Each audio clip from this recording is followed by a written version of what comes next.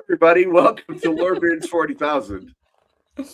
Uh, Ross, I am excited about today because today we get to talk about one of my favorite what ifs that GW will probably never address again. I think it's likely that clone Fulgrim will just stay in that collection for a very long time in the actual Yeah. lore. Probably. But today's I mean, topic is, but I think he'll be good in like a couple of games and maybe a couple of animations. maybe. But what is today's topic? Let me just say, I think it would be cool if they did do something, but I don't think that's likely. Let's put Yeah, it that way. true. Today's topic is what if? We're doing a big what if. We're going to ponder the question: what if Fulgrim, the clone of Fulgrim, also called Fauxgrim, were to escape from Trazyn the Infinite's galleries, where he's being held in a stasis field, not a stasis field, A Tesseract Vault. Tesseract Vault. Yeah, thank you.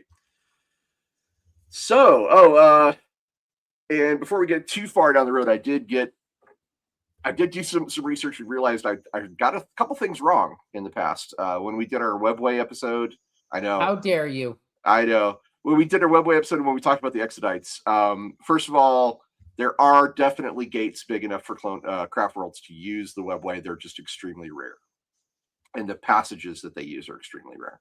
And Wraithbone is extremely durable, according to the lore. Although it's, again, I would argue its portrayal kind of goes against that, but it is technically in the lore very, very, very durable. And those are two things I got wrong in those two episodes. We will be addressing some of those with comments pinned in the future. I'll be handling that. Yeah. So if you see something you think I should address, please just hit our Discord and let me know, and I'll see if I can do something about it. Then again, we could get into the whole durable steel versus impact hits and how certain weapons just bypass it, and comparing a plate steel metal to a ceramic, because that's kind of what both metals are. It gets into the whole hypothetical materials versus real world physics, and we both know 40K doesn't use real world physics. No, we're not here to count rivets on the tank wheels of like, a Beyblade. Yeah. All right. Well, so who are you, Norn Queen Alexis? Oh, I have no idea. Anywho, hi everyone. My name is Norn Queen Alexis. I am a Viking reenactor, a massive nerd. I've been collecting Warhammer since the tail end of 4th edition. We just counted all the armies. We have 23 different armies. Wow. I don't consider a collection an army until I can make a 2,000 point list with it, by the way. I like that you have a standard that it has to meet. Well, yeah, because otherwise I have way too many, because I have a whole bunch of crew that aren't built. I have been in this hobby so long. I am a professional painter, professional in quotes. I paint things up to a tabletop standard that I consider good and absolutely love. I've done all the role-playing games. I've done the computer games, the tabletop game. I'm very big into the tabletop game. I missed a tournament this weekend, which kind of sucked, but it is what it is. The signups are already filled, and that's totally fine. I wasn't ready for 11th edition yet. I've just gotten only my 6th game in already, and I'm really liking the changes to the edition, but we're not here to talk about that. We are here to introduce ourselves. So, Ross, who are you? Hi, everybody. I'm Ross Watson. I am a game designer and author. You would know me from most of the Warhammer 40K role-playing game line. I was the creator of Wrath and Glory, Deathwatch, Rogue Trader, numerous other things. If you like the lore for Rogue Traders, the Inquisition, or the Deathwatch, a lot of that is me. I also did several Warhammer 40K video games, including Battlefleet Gothic Armada, and I was part of the US White Dwarf team for a couple of years. So I have a lot of 40K knowledge, and I'm excited to share it today. Now, heck yeah. One thing I should mention before we get too far down the line, I just finished a book that Alexis and I both really like. It's called Void Scarred by Mike Brooks. It is the novel about the Eldari Corsairs. This novel was actually recommended to us by our lore seeker community. I enjoyed it very much. Surprisingly, I think I came for the Corsairs, but I stayed for the romance. Mm-hmm. Which I was like, oh, hey, hello, there's a romance. And I really liked that. I liked all the descriptions of the Void War. I liked, Mike Brooks has written a lot of books about orcs, so it doesn't surprise me that his orc portrayal was very interesting and fun to read. And the one of the things that's really cool in that book is they go and visit a kin stronghold, a trading pub that's been built into a carcass of a void whale. Yep. Oh, it's so cool. I was just like, this is rad. This is so Rogue Trader, but Eldar. I was so into it. I love the description of the food. That is still one of my favorites, where the Eldari are just like, no, you have to try this. And they're just like, it cannot be as good as Eldari food. They try it, they're like, damn it, it's better. Gary Harrington asks, so when you read something for Peter Fehérváry, it will happen eventually. I'm working my way through these novels, man. I have not forgotten you. Every time I see Peter Fehérváry's name on the list of 40K authors, I'm like, oh, I need to read something by that guy. I have a stack of Sister of Battle books that I need to finish. Like a stack of them. Grim Isaac, good to see you, sir. Thank you for the super chat. He says, won't be able to stay for the entire stream, but I'm looking forward to watching this back. We appreciate you, sir. This is the part of the episode where I say, if you want to support the channel, support the hosts, and keep more Lorebeards 40K content rolling, super chats are the absolute best way to do that because they directly impact our lives as well as the channel. We are very grateful for everyone who chooses to support us with the super chat. Okay, yeah, Voidscar, damn good book. I also read just like almost everything Justin D. Hill wrote, which I love the Mika-esque books, and he wrote a bunch of short stories. Oh God, those are so good. I just want to point this out to people. Mika-esque had rules for the tabletop, but it was a Legends character. It was a Black Library released character, not a 40K released character. And she had rules for just a little bit. And then unfortunately, her rules went into Legends and then were no longer playable. And that's totally fine. I like when GW does that with certain characters. I still use my Mika-esque as Commissar Graves. So I still put her out on the tabletop, and I use her command squad as my Cadian command squad. Yeah, I need to look that up again because I know the names now of everybody, what they mean. So I need to go look at those models. Do you remember back in the day, you used to have Black Library would give you models, Forge World will give you models, Specialist Games would give you models. Then there was the main models from Warhammer itself. There at one time there were 4 different entities producing models under the umbrella of Games Workshop. Yeah, it was kind of crazy. If you go to some of their shows, like some of the big events like Adepticon and things like that, you can actually get show models. If you go to like painting hours or whatever your club is hosting, they'll give you free models to paint. So it's really cool. Like also, if you're subscribed to Warhammer Plus, they give you a free model. Basically, you're paying for it with the Warhammer Plus subscription, but at the same time, you get the app and all the animations for included. I really like it. A lot of their hobby centers are giving out free models on a monthly basis. If I like once a month, you can go get a free model. So if you want to get started in this hobby, there's some ways to do it. I've gone to so many sit and paint sessions that I have 2 full squads of Infernus Marines. It's all the same guy, but I have 2 squads of it. All right, so today, what if Fauxgrim escaped Trazyn? We need to talk about a bunch of stuff to build this up. Alexis, do you want to pick something and give me a summary on it, and then we'll just trade off? Okay. All right. So I think the first thing we have to explain is who is Fauxgrim versus who is Fauxgrim's clone, and how many clones of Fauxgrim are actually out there. Wait, I got it. Somehow Fauxgrim returned. Yeah. And we know how. We actually literally know how, but okay, hold on. This comment right here. Jusina Quaishin says, no, the best way to get started in the hobby is to get the Space Wolf Patrol, the Omnibus, and Ragnar Blackmane. Okay. Hell yeah. As a fellow Space Wolf fan, I could say that is a absolutely legit way to get into the hobby. Okay. The novels for the Ragnar novels are pretty good. They're William King, and he was a heck of a writer for. While he was writing for Games Workshop, he was really, really good. He's also written some stuff on his own that I've really, really enjoyed. So, in the Lucas the Trickster novel, a space marine gets peed on by an orc. That's a thing that happened. Jesus. All right, so let's start. You're going to talk about what first? All right, we have to explain who Fauxgrim is. In order to explain who Fauxgrim is, we need to explain who the Primarchs are. Mm-hmm. So, Ross, what are the Warhammer 40k Primarchs? Okay, to try and do this as concisely as possible, I've boiled it down to 2 things. The first thing you need to know, the Primarchs were 20 or 21, depending on who you ask, genetically engineered demigods, sons of the Emperor of mankind, and they were created to lead the Space Marine legions during the Great Crusade, which was a effort by the Emperor to reunite all the scattered colonies of mankind into the Imperium of Man.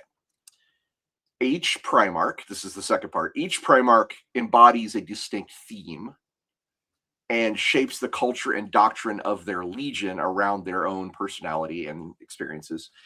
Several of these Primarchs, so 9 specifically, or 10, depending on how you ask, betrayed the Emperor during the Horus Heresy, and and many of them, including Fauxgrim, became demon princes of chaos. Yes. Okay. Well, who's the Emperor? Because that's important too. The Emperor is the galaxy's most strongest human psyker that we're aware of. He's a deeply flawed individual who nevertheless unified Terra and launched the Great Crusade and is technically in charge of the Imperium of Man, although mostly he is a writhing corpse on a throne powering a beacon that is a lighthouse in the warp, which is an alternate dimension that Imperial ships use to travel faster than light. I think that pretty much is the shortest way I can say it. Yeah, I will agree with that. I will fully agree with that. Well, summarizing the Emperor is always super difficult because it's the giant gold guy that sits on the massive toilet that is super powerful and guides everybody through the entirety of everything. Dynaman! Good to see you, Dynaman. Dynaman has a super chat where he says, the Primarchs are 20 shops where you could buy cheap clothing in the UK. Oh, wait, that's Primarch. I didn't know that was a shop name in the UK. That's funny. Amazing. I wonder if that was around in the 80s. That's really interesting. Oh my gosh. So Fauxgrim, who's Fauxgrim? So now we can talk about Fauxgrim. Fauxgrim is all about the arts. He is the de facto Primarch of the Emperor's Children. We need to talk about who the Emperor's Children are. We'll get to them, I promise. Fauxgrim is as close to perfect as you can ever hope to achieve. And he wears that like a crown. He is absolutely beautiful, breathtaking, long silver / blondish hair. Absolutely gorgeous. His armor covered in art, handcrafted, perfectly made. He carries around a giant wrench sometimes. Well, we'll answer that in just a moment. But Fauxgrim is the leader of the Emperor's Children. The Emperor's Children are a crazy legion that specializes in taking down targets as quickly as possible before securing it and moving on to the next target. They have perfected a in and out battle style that, weirdly enough, most Space Marine legions or Space Marine chapters nowadays use. So it's pretty interesting. Fauxgrim ultimately met his flaw when he felt that he couldn't live up to the expectations of the other Primarchs. This was due to his legion having a low amount of numbers. Part of his legion was destroyed, but he slowly started regrowing it. And he lived with a massive inferiority complex that he himself could never live up to. Yeah. When he went to a very particular planet, he discovered this item called the Lorebeards, and this species of Xenos that were worshiping a talking sword. If a sword starts talking to you, don't pick it up. Words of actually, you know what? Pick it up. Pro You know life what? tip. Pro life tip. Do not pick up the talking sword. But this sword fed on Fulgrim's insecurities and ultimately made him a complete shut-in until it drove him to the point of killing his own brother. Yeah, there's. I'm trying to summarize this, but there is a lot of in-depth things that I'm actually missing about Fulgrim because he's a deeply flawed individual who has one of the best Primarch novels. True fact. But Also, the Emperor's Children pre-heresy are one of my favorite legions. They're just amazing, and I want to do a whole episode on just the pre-heresy Emperor's Children because they're just cool shit. Now, when Horus betrayed the Emperor, Fulgrim immediately joined Horus's side because Horus was his closest brother. Well, second closest brother. What is the Iron Hands guy? Ferrus Manus. Ferrus Manus was his closest ally and weirdly close to him, where he described in his Primarch novel the sweat dripping down his bulging biceps. That is a quote from it. That is a little weird, just saying. Fulgrim was an appreciator of aesthetics. No matter where those aesthetics were from, he appreciated good aesthetics. Also, we can confirm that Fulgrim is the only Primarch that we know that is canonically bisexual. He had many partners. He was married many times to men and women. And this was a short sentence in his novel. And that is it. But we can confirm that he was canonically bisexual or pansexual, depending on how you want to view it. Certainly pansexual later on. Yes. Yeah, definitely. So no matter what he was, he became pansexual. Yeah, true. The Sword of the Lair eventually was revealed to be a gigantically super powerful demon that eventually took over Fulgrim's body when Fulgrim beheaded his brother. This was a dramatic moment for Fulgrim because it broke him. It shattered his whole outlook on life, and he was deeply troubled by this event. And so the Lorebeards demon took him over, and when it took him over, it only took him over for a moment. The second book kind of sucks, I'm not going to lie. But eventually Fulgrim did best the demon and take back his body, and then in doing so proved to everyone that he would have done that regardless. But that's really weird, and it doesn't match with the first book at all. But I think Fulgrim's best way of saying it is that he has found himself in the Loreblade and defeating the demon, sided with Horus, and his legion was known for their excesses after that. They had extensive uses of noise weapons, augmentations, experimentations. They pushed themselves beyond the experiences of that of an Astartes. They became the Sex, Drugs, and Rock and Roll Legion of Space Marines. They pushed themselves way beyond anything else, and eventually, even in battle, they started becoming so unreliable that they were no better than the World Eaters, because they would just go and do their thing, but they would do a devastatingly good job of like murdering everything in their path. It's just you kind of had to unleash them and force them into a direction. After the Siege of Terra, Fulgrim confronted Guilliman, and while in a confrontation with them, Fulgrim tricked his brother, separated him mostly from his troops, and then cut his neck with a sword so poisonous that it would make Nurgle cry, because holy cow, this sword actually took him down, and it took a Godblight trilogy to do the same thing. And Fulgrim just had that weapon. Fulgrim, technically speaking, has the highest batting average in Primarch on Primarch violence, because he outright killed Ferrus Manus and TKO'd Guilliman, which no other Primarch has quite that level of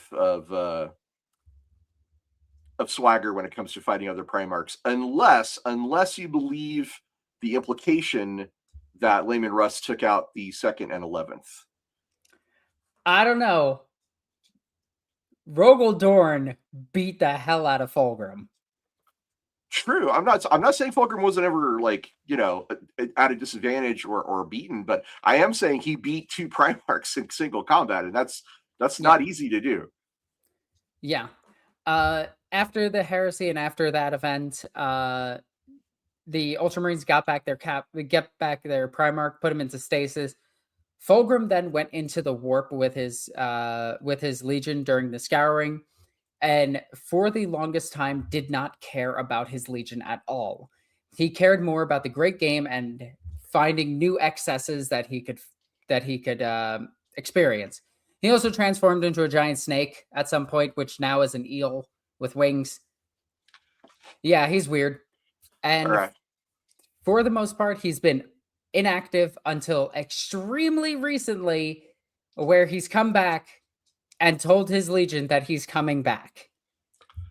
So Ricardo Andre has a comment here saying both Fauxgrim and Ferris were seekers of perfection. That's why they bonded so closely. Fauxgrim definitely sought perfection. He thought perfection in art and music and philosophy, and also martial skill. He was very interested in both of those things being perfect and trying to attain this unattainable virtue of perfection. And this is one of the reasons why he and his legion both were corrupted by chaos, is because they both sought a goal that was unattainable, and they were willing to do anything to attain it.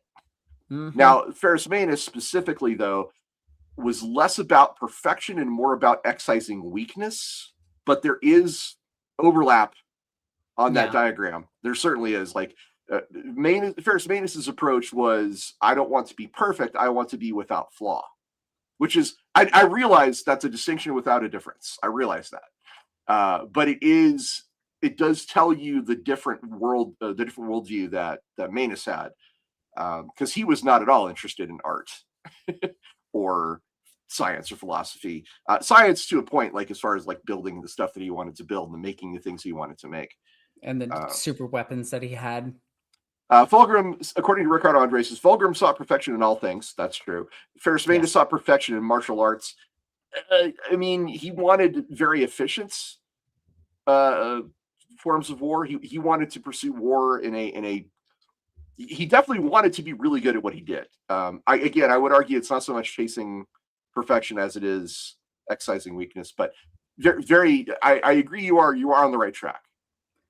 There is a comment here that I do want to get to. Okay, sorry, good. Let me take this one down and bring up the one you'd like to talk about.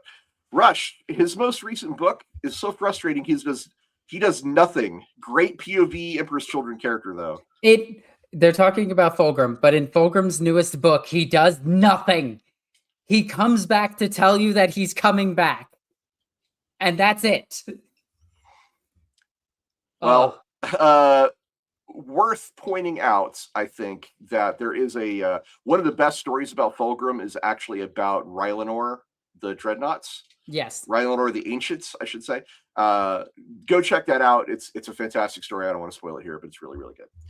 But what is an ancient? Aside from a guy that waves a flag around.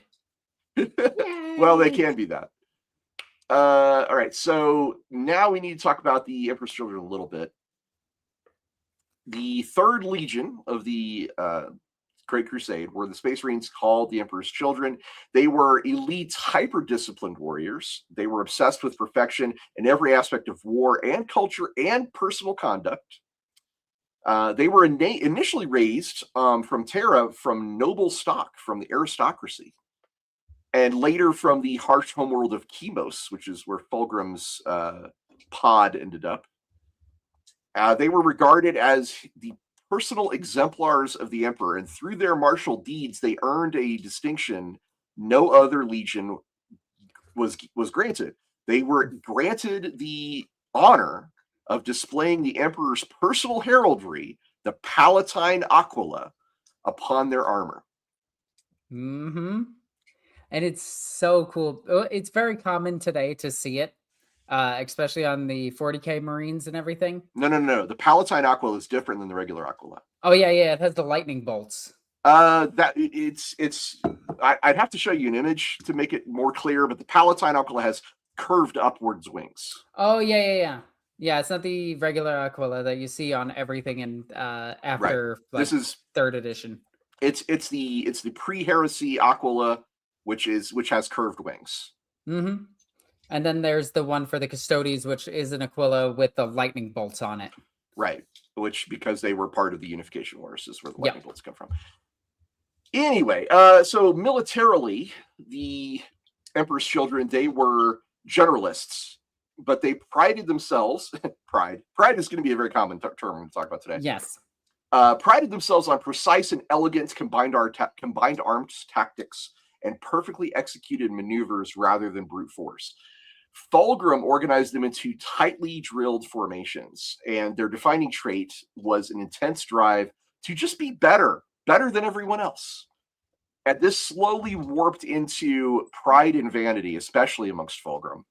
And this made them, especially through Fauxgrim, I should say, and this kind of made them vulnerable to Chaos's promises of limitless sensation and perfection beyond mortal bounds. Look, you're saying that like it's a bad thing. Okay, it is a bad thing, but you're saying it like it's a bad thing. I mean,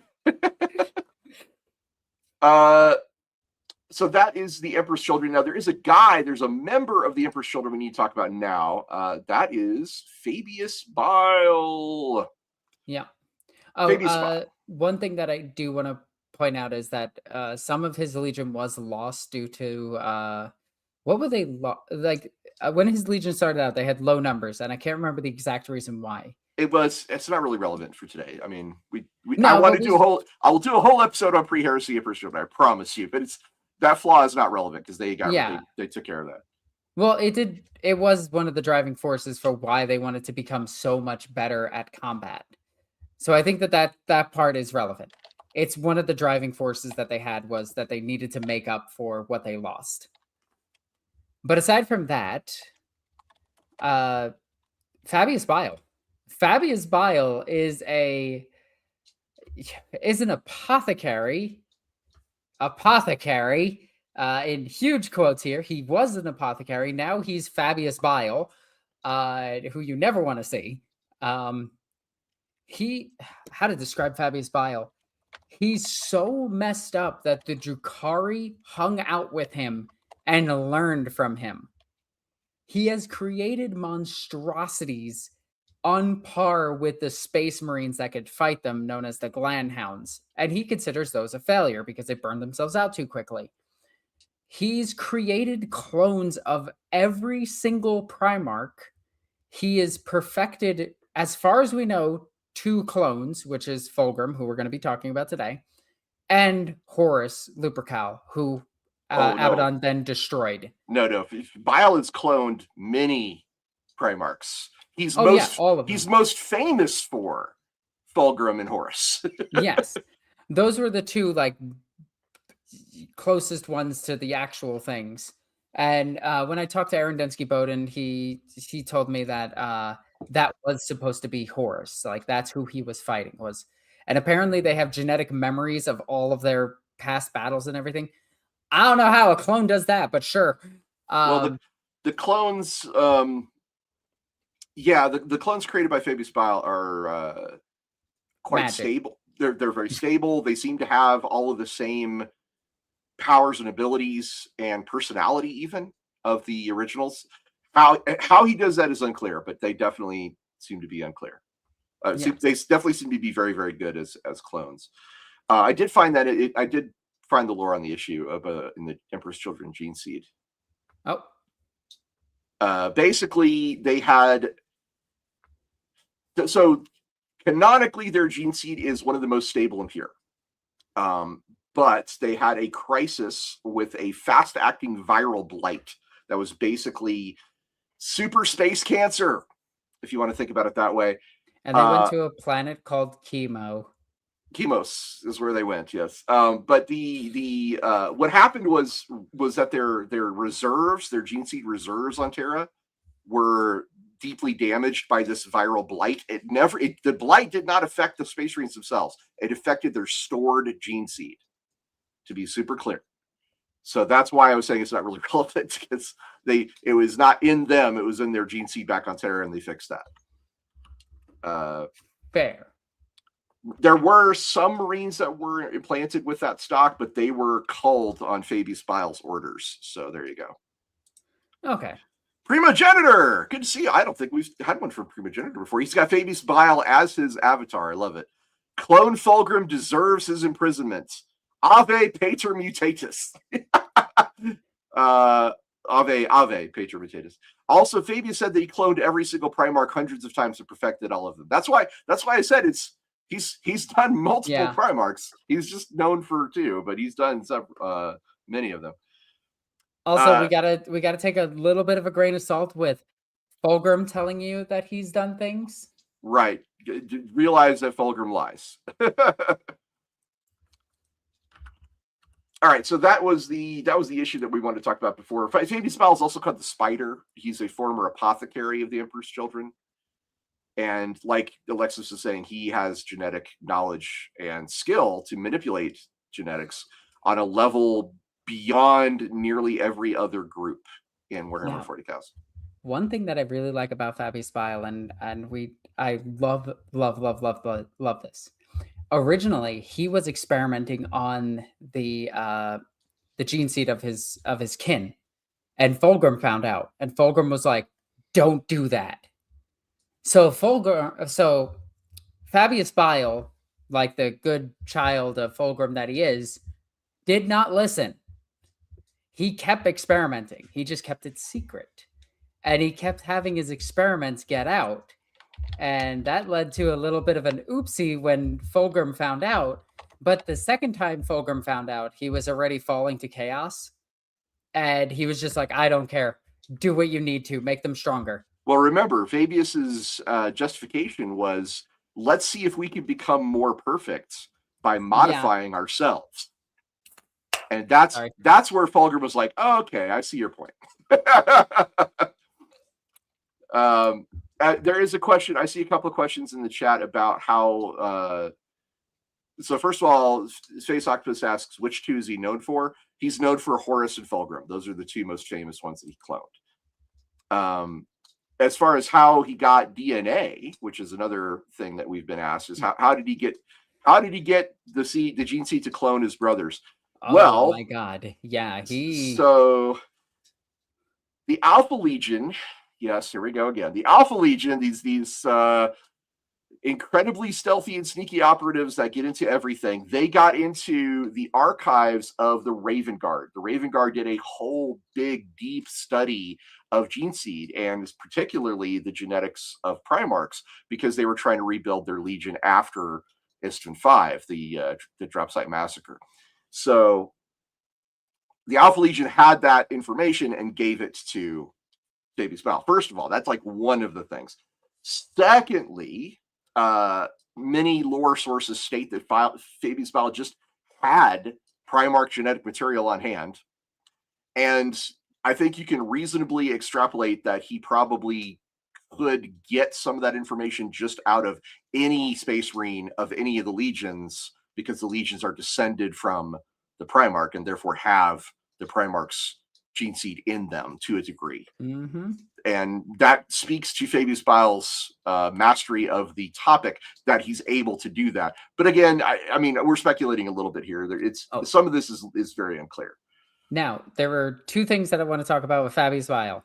One, his nickname, Fabius Bill. He walks around with a pimp cane. I'm not going to lie, he's pimp as hell. But there were 2 weird things about Fabius Bile. One, Fabius Bile is not a single person. It is multiple. There are dozens of Fabius Bile, and when one dies, there is always another one that is found somewhere. We don't know if he himself is cloning himself or if he made a deal with the Drukhari so that he gets his soul and everything. We do not know. Okay? Just putting that out there. But Fabius Bile clones himself a lot as backups. And if one dies, another one appears. He is a character that has canonically died multiple times and has even had his death retconned. Thanks, War of Armageddon. Not War of Armageddon. 13th Black Crusade. Getting retconned. But he is one of the characters that can constantly die and come back. So if you see a novel with him dying at the end, just know that's not the end of Fabius Bile. That's the end of that Fabius Bile. And the other thing is, somehow he manipulated Tyranids to the point of using their own synapse to keep Tyranids away so he could operate on a Tyranid-infested planet. So, which is silly. I do see a comment I want to address really quick. Stefan Roy says the fact you could reverse engineer from an Astartes is kind of scary. Again, I'm speculating that that's where he got some of the pieces of the puzzle.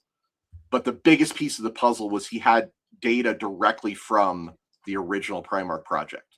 The Raven Guard archives were direct. They were basically the Emperor's blueprints. He was like, here's what you need to do.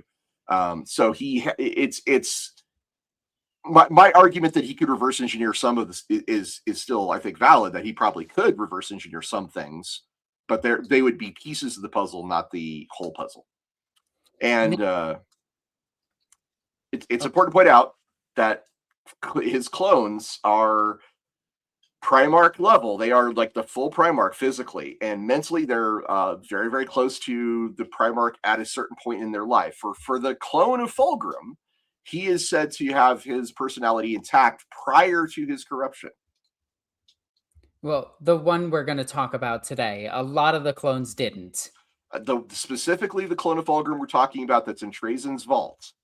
Yes. That Fauxgrim, that guy, that clone, is said to be a perfect clone physically and mentally to where Fauxgrim was prior to his corruption by the Lair Blade. Yeah, the sword with the demon in it that Alexis was talking about earlier. Yes. Now we need to talk about Necrons. Wait, before that, we need to talk about cloning in Warhammer 40k. Do we really? I don't know if we have to do that. Okay, so I'm going to talk about cloning in 40k. So cloning comes in like 3 different sources. One is like, did the Deathcore Krieg clone themselves? Maybe. They are very much not clones. I'd be happy to get into that, but they are very much not clones. Yeah. The other is the kin.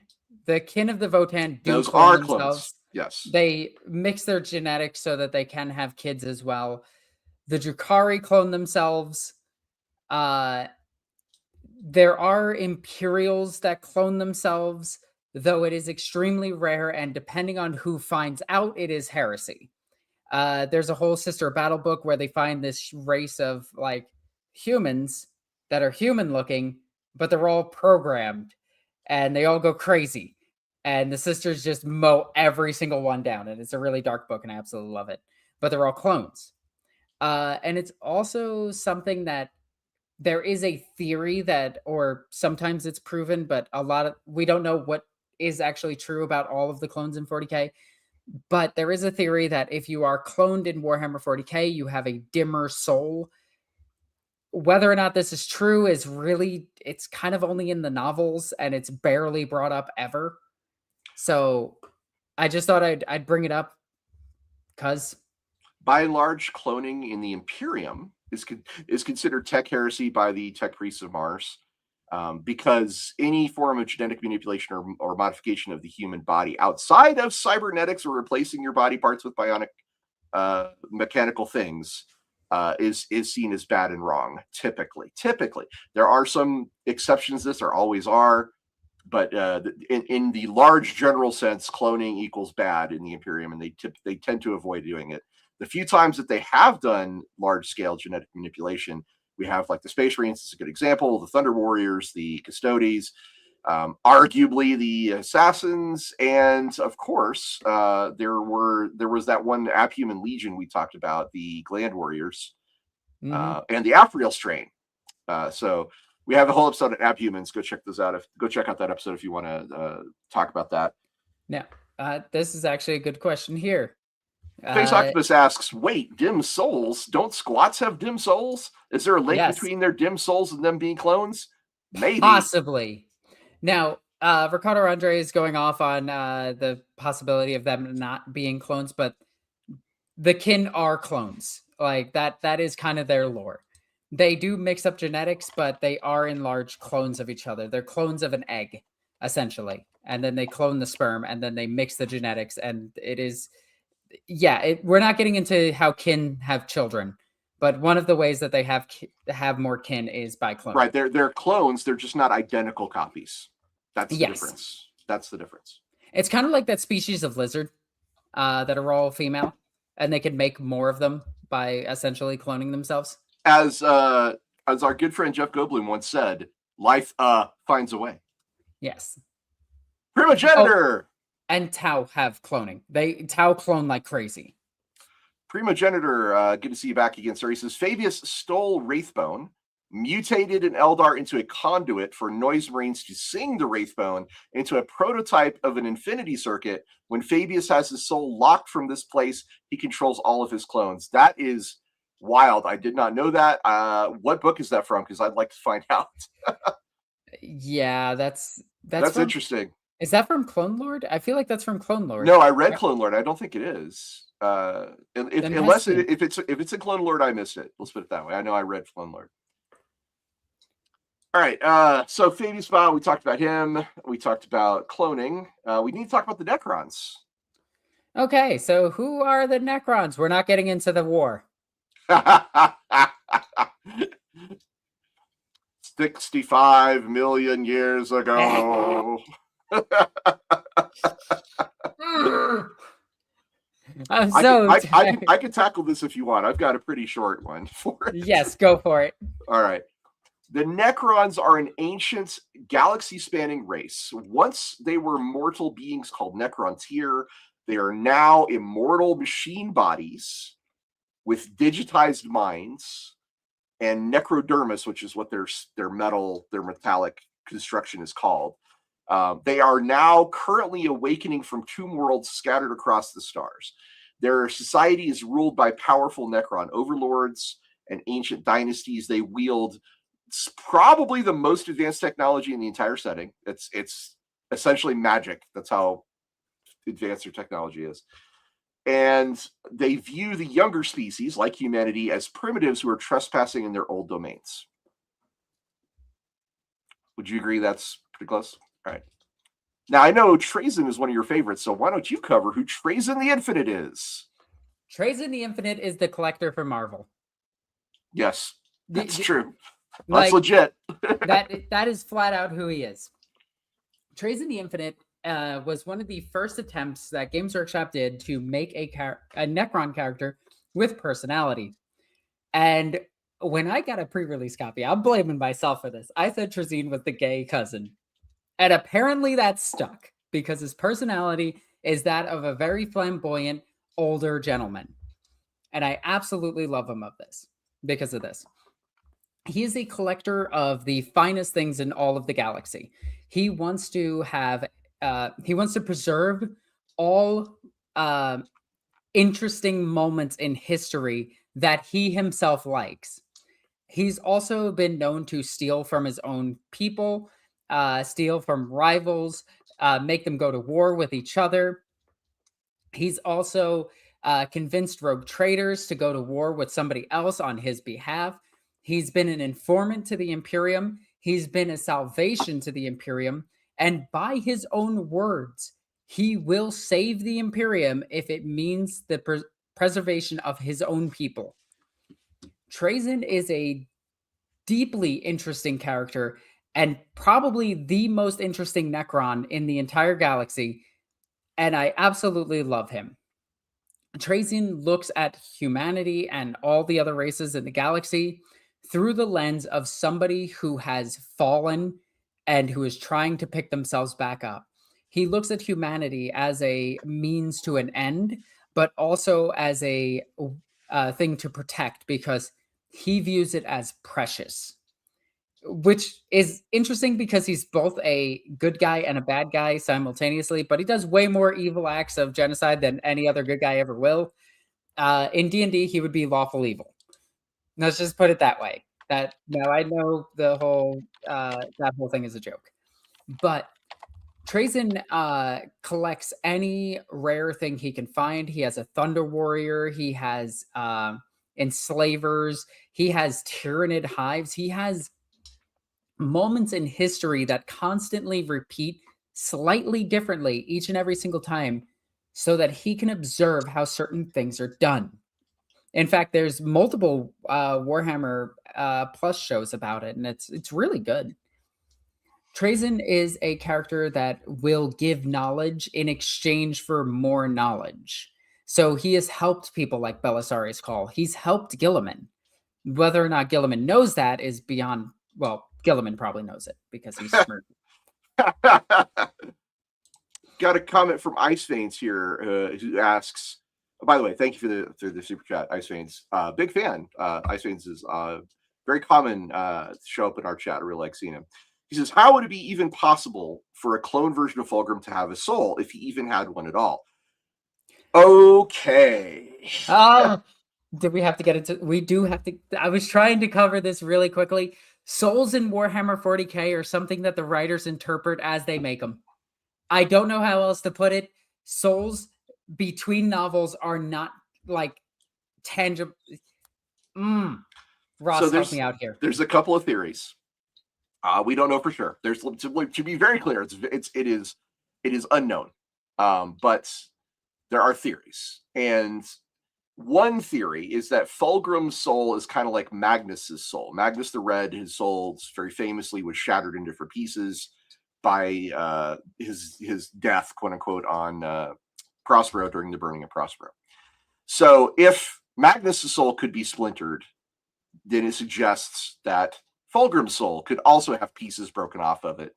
And it's very possible that some noble pre-corruption fragments of Fauxgrim's soul survived the possession by the demon and used the clone body as a sanctuary, as a home, something to lash onto. The other idea is the what we do know for sure is we know that the Primarch project and all the Primarchs that are created have the warp within them, the warp of this alternate dimension, which is the source of almost all supernatural powers and abilities in the setting. It's just full of roiling psychic energy and demons and horrible thirsting gods. Anyway, so the fact that the Primarchs have the warp essence within them, you could argue this is called the warp imprint theory or whatever. It's that the Primarchs encode their memories into their physical being, that they are like a computer backing up its data. Okay. And the clone can therefore carry the full consciousness and a presence of the warp because of its intrinsic nature as a sort of demigod, if you will. And so it's just a replication of the Fauxgrim pattern of those thoughts and experiences and memories, rather than a direct copy of the same soul. And we know that both Demon Fauxgrim and Clone Fauxgrim are active at the same time. So it's not the case like the soul just jumps from one body to the other, but it certainly means some interesting things. The Eldar who have seen the clone of Fauxgrim say that it has the same bright psychic light, the glow of the original Fauxgrim. So he's definitely got a presence in the warp. He's got a soul of some kind. We know that he has a soul, but we don't know why or how. So it's just very ambiguous. And I think you're going to have to chalk it up to space magic at the end of the day. Yeah, unfortunately, the books are not consistent with what a soul is or how souls operate. Even in the Eldar books, souls are described as very different, and in animations, they're also very different. What a soul can and can't do. I have my own theories, which is that the soul exists within the warp itself, and then the bodies are just beacons for it, and that's why it gets pulled into the warp. But that's my own theory. No, that's actually the imprint theory. That is how you are part of the second group, not the first group. Yeah. Like, that's why I think the kin can operate so well, but their soul is so dim because there's one soul operating like 15 bodies. But yeah. Nestor Vitambra, good to see you, sir. Thank you for the super chat. He says, also, the Adeptus Mechanicus use vat-grown bodies to create most servitors. Okay, they do. Specifically, cherubs are vat-grown, for example. Although Games Workshop almost always focuses on servitors made of convicted criminals to further highlight the grim darkness of the universe. Okay, you are correct. Yes, some servitors are built from clones or vat grown, but that's different because they're not actually people, according to 40K at least. Again, it's the whole existence of servitors is kind of horrifying, and I want to do a discussion on that sometime on this channel. It'd be really, really good to talk about it. I think it's the same with like some Skitarii can be vat grown, but they typically don't. Well, it's again, more Stygian 8 that does that, but that's Stygian 8 and they're heretics. We need to do. I'm dying to do an episode on tech heresy in general and focus like a big chunk of that on cloning and what it means and who or what are clones, because that would be really, really fun. Yeah, cherubs. Okay, Stefan Roy is saying I don't know anything about cherubs. Cherubs are tiny. They look like babies with little wings and usually have some like horrifying cybernetic attachment, like an eye or a hand, or they look just gross and weird. Yeah, and they have fun story. The head of IP, Alan Merritt, once told me that they were intended to be imaginary. That the whole idea of these cherubs in the artwork was just to be like a symbol. They weren't actually intended to be there. But then they made models for them, and somebody was like, I guess these are in the game now, and they made models of them, and so all of a sudden they had to explain what they were, and cherubs became vat-grown, baby-sized servitors, like little machines that basically help you and do things in combat. What's cool about it is they're the ones that like reload Space Marine weapons. Like that's so cool. I'm sorry. The idea that like a Space Marine is firing a heavy bolter and then just drops the stuff off his back, and then a horrifying half-zombie baby floats past them and reloads their weapon. Yeah. And then just floats away to get more ammunition is the creepiest, most horrifying thing ever, and I love it. Cherubs are one of the most disturbing parts of the lore. All right, so Trazyn the Infinite, he's part of what's called the Nihilak Dynasty. He is the self-styled archivist of Solemnance Galleries, because his tomb world is called Solemnance, and his obsession is collecting history. He raids battlefields, he acquires entire formations of soldiers and displays them as life-size dioramas and stasis fields within his galleries. He's a cosmic museum curator with a Necron overlord's resources and zero respect for anyone else's property. Yep. Weirdly enough, he's one of the few Necrons that will look at certain humans very particularly as almost a peer. Okay, I have to correct myself. I did not read Clone Lord. I read another one of the Fabius Biles books. I can't remember. It sounded like Clone Lord. It's probably a different one. Clone Father, maybe? Gene Father? I'm not sure. Gene Father. Gene Father. That's the one I read. Okay, yeah. So in the novel Clone Lord is where Trazyn acquires the clone of Fauxgrim. And Fabius and Trazyn, they meet on Solemnance, and Trazyn is like, hey, I want some of your stuff. And Fabius Biles like, hey, I want some lost gene seed tithes and other genetic material. And they negotiate. There's some issues about a prior bargain that they had, but Biles like, okay, tell you what, to sweeten the deal, I will give you this perfect clone of Fauxgrim instead of this other thing that you want. And Trazyn's like, well, alrighty then. Thank you very much. I will take that.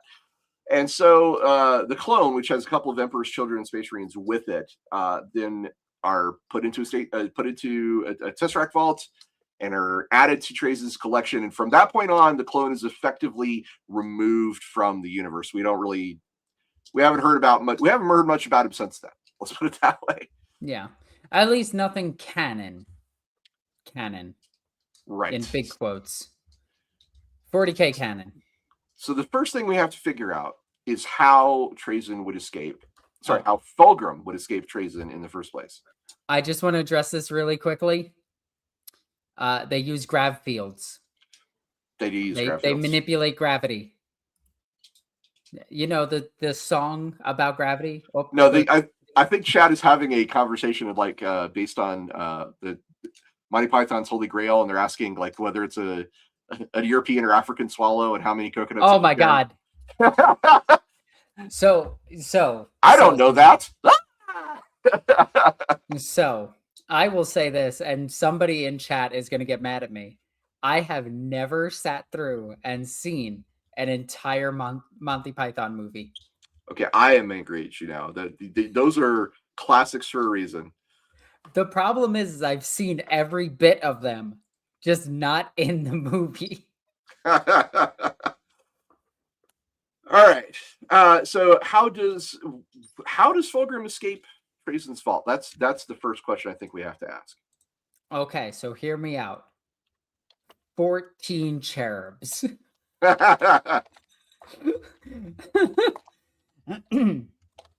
Okay. So we know that Fauxgrim made this perfect clone and everything, and that this perfect clone is Fauxgrim. Like, it is Fauxgrim. There is no ifs, ands, or buts. It's not a weaker version of Fauxgrim. It's not a stronger version of Fauxgrim. It is Fauxgrim. So that means that he has the mind of a Primarch. That doesn't really help you inside a Stasis Vault. But do you know what does help you inside a Stasis Vault? Warp That's stuff. right. Well, warp stuff and sabotage. And do you know who has a bone to pick with Trazyn? Orican the Diviner. Orican the Diviner. And who is there to mess up everything? The Diviner. Orican. Yeah. Some form of technical glitch or damage or sabotage from Orican could certainly result in it has in the novel Infinite and the Divine. This did in fact happen multiple times. So probably the most likely scenario is that somebody, quite possibly Orican, gets into the vaults, gets into Trazyn's galleries, I should say, sabotages something, breaks something else, a fight breaks out, energy beams go awry, and the next thing you know, clone Fauxgrim is free. Probably not planned. I don't imagine Orican would go in there with the intent to free Fauxgrim, unless he's like, hey, I heard you really prize that. This is like one of the prized pieces of your collection, and I want you to lose it because I don't like you. Even though I think Orican does secretly like Trazyn, but yeah, he does. He 100% does. He's a little tsundere about it. Like, they will definitely, like, history will remember them as roommates. So he's the tsundere. Now, I do want to explain something really quickly. Things have escaped from Trazyn's vaults before. Orcs have done it, and so have Tyranids. And they are kept in stasis, and they have done it. Orcs probably because, well, they're orcs. They probably had some piece of tech with them that Trazyn didn't fully understand, and was just like, yeah, this is fine. And he's had full Stompas just start destroying shit. It's really funny. Tyranids tend to escape via adaptation to stasis, which is a very weird thing to say, but sometimes the stasis isn't entirely you're frozen in time forever. Well, because it is, but only technologically. Okay, and this is why I'm making the distinction. During the fall of Cadia, there was a bell that was in Trazyn's collection. Yep, the Bell of Lost Bell. Souls. No, not the Bell of Lost Souls, different bell. But the bell was basically psychically enchanted, if you will, or psychically powered to react to major events in the galaxy. And so even though it was in a stasis field, it began to ring. And every time it rang, every time the bell rang, it would damage stuff around the calories. And Trazyn was like, this shouldn't be happening. It's frozen, but because it's got as this connection to the warp, it's psychically active. It was able to do things and break free. This is also how the Tyranids got out, because there was a hive tyrant with a powerful enough mind to psychically break out some of his friends from the other galleries. I'm sure there was probably a weird boy with the orcs. But every now and then, Trazyn takes things out of his collection and just walks around with them to talk with them. He did this with Greyfax. Greyfax is one of the oldest humans in the galaxy. She's over 6,000, which is weird. But as far as we know, though, nothing has escaped its galleries on its own. They've always escaped through damage or conflict or external events. It's never just them like, I'm free. Although I would argue that if anyone could just spontaneously figure out a way to do it, a Primarch would be one of those beings. I don't know. There was this one girl that escaped from Trazyn's vault. Greyfax, Her she was name? real. No, no, She no, no, was. no, no. Rita Repulsa. After 10,000 years, I'm free. Time to conquer Earth. That was a good joke. No, but the reason that Greyfax is as old as she is, we don't know. Trazyn just collected her one day, put mind shackle scarabs in her, and just kept her, I don't know, young eternally until he didn't need her anymore. And then she broke free. Belisar's Call removed the mind shackle scarabs, and then Trazyn never pursued this like at all. It's never brought back up that he lost something out of his collection that he liked, and he's just like, okay, well, it involves Celestine, so I can't talk to Celestine because no main character can talk to Celestine. Ross, you have no idea how much that annoys me. Well, I But think. Okay. but I think the way that I see a few ways of this happening. The first way is Oricon comes, destroys some shit, stuff happens. The bell rings again, destroys some shit, stuff happens. Tyranids start getting psychically active, destroy some shit, he gets out. Or Trazyn just gets bored, walks up to the stasis crypt, wants to know more, hits him with the mind shackle scarabs, and is just like, okay, let's walk around and talk, and then doesn't realize that a Primarch might be strong enough to just be like, I don't have mind shackle scarabs anymore. Oh. And gets out that way. Well, the first option is that the tech gets damaged or sabotaged in some way. I think that's pretty clear. And you were saying there's other options as well. The Trazyn could also bargain with someone and just give them up. That is true. He could make a deal with an Inquisitor or Paul or even Gilliman. Oh my God, Call would definitely want Fauxgrim, and you know what? Right? I could definitely see like Call is working on something, and then just Trazyn just walks up next to him. Hey, buddy, how you doing? Hey, so I got Fauxgrim. You what? Yeah, exactly. What was that one you were How? just saying? The option you were just talking about? Mind shackle scarabs and take him on a walk. Trazyn doesn't really. Releasing Greyfax was a very special occasion, like a very special thing. I don't know if he would just let things out of his collection, especially Well, something like a clone of Fauxgrim, just to watch apparently, him do it. I don't feel like that's something Trazyn would be likely to do. apparently he kept Greyfax with him as a personal assistant to deal with the Imperium and kept her active. Sure, but she was still his and still in his box until he decided to let Yeah. her out. That's different than. All right. Are you saying that Fauxgrim could escape by Trazyn thinking that he could use him as a servant? Yes. For what? For what purpose would he be serving? Oh, Exactly. because he's big and scary. He's got tons of immortals for that. Yeah, but this is the most beautiful naked man you could ever imagine. I mean, I don't know. I don't know. No, I get you on that one. It is difficult to try to figure out All how right, he I'll tell would you what. use Fulgrim. I'll add it to the poll as a possible way for Fauxgrim to escape. Is Actually, he might use him in negotiations with the Emperor's children if they attack him on behalf of Fabius Bile. Well, certainly he'd be great at negotiating with anybody and be really good at negotiating with Bile for sure. The last option that I think I'd like to mention here is that warp resonance, because Fauxgrim, the clone of Fauxgrim, his soul is connected to the warp and is very strongly connected to the warp because they are Primarchs or demigods. This could attract Slaanesh. It could attract Oh yeah. warp phenomena, even anything that can destabilize the Necron stasis field, because they rely on precise anchorings in reality, and the unreality of the warp can disturb those things. So it could be a breach, any kind of breach in the warp, frankly, could do this. But also, you could have this could be a place where other shards or fragments of Fauxgrim's original soul could come together, could coalesce there. This is definitely a reach. It's very high concept, but the Primarchs do tend to bend the rules of physics and the rules of the warp in the I lore. mean, Angron lifted a Warhound Titan. Right. Like, Yeah, physics which he aren't shouldn't be applying able in to this. do. Yeah. Yeah, physics are out the window here.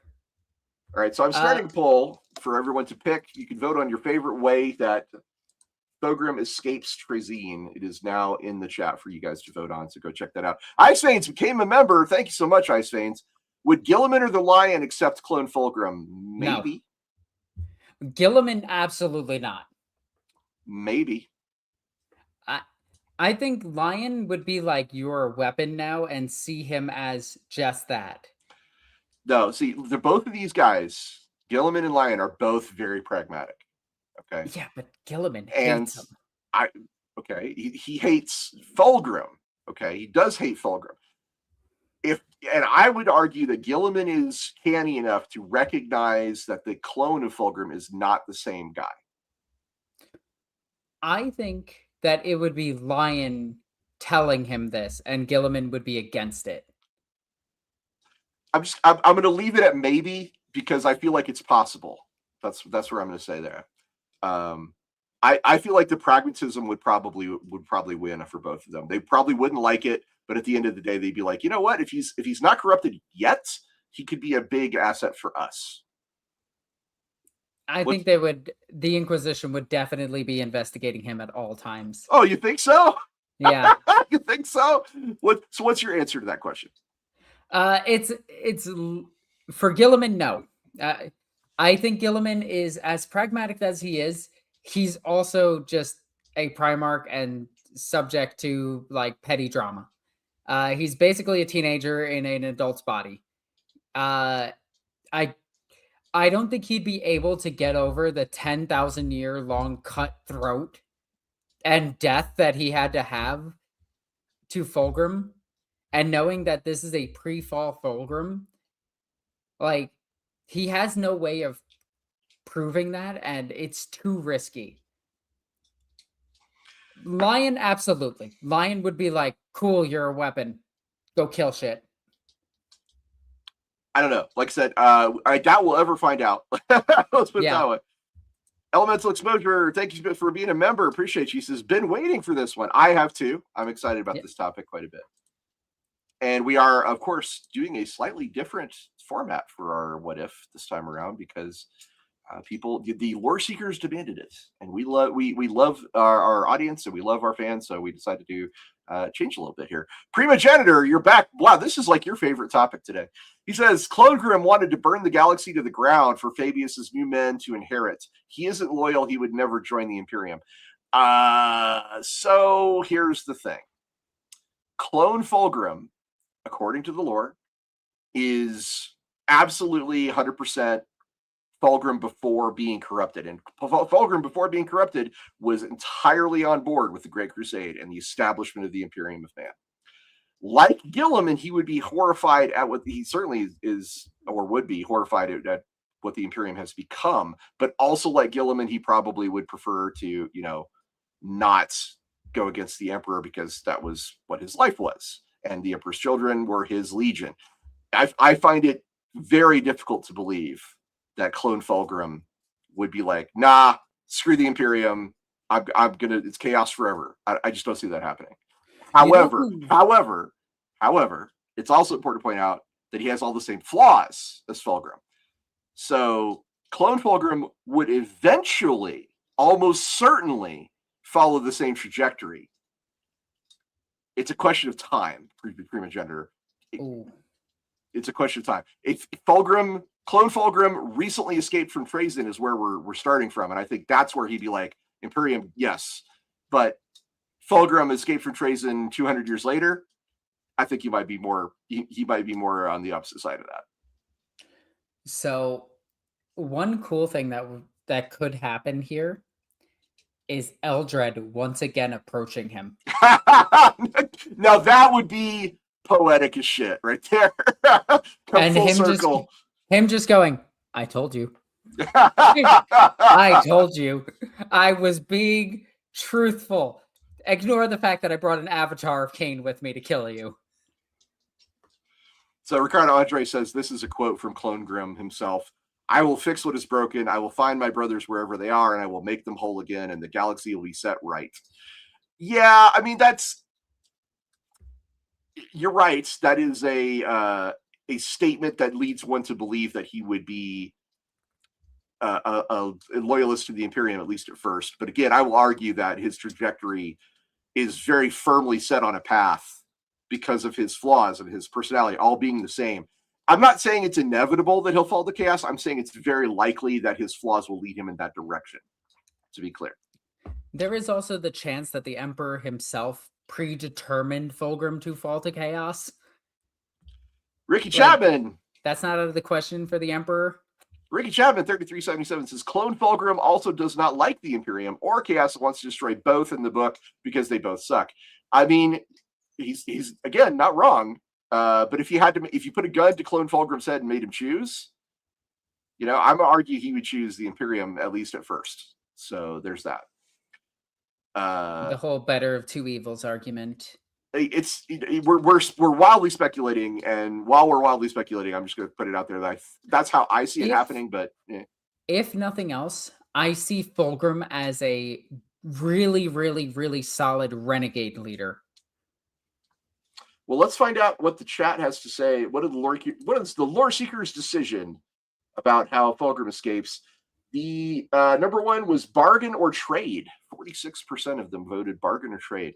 So Fauxgrim is going to escape through some sort of bargain or trade. With whom would you expect this trade to occur? Call, I think, is like the natural one, because Call and Trazyn have a relationship. Yeah. They both They're have buddies.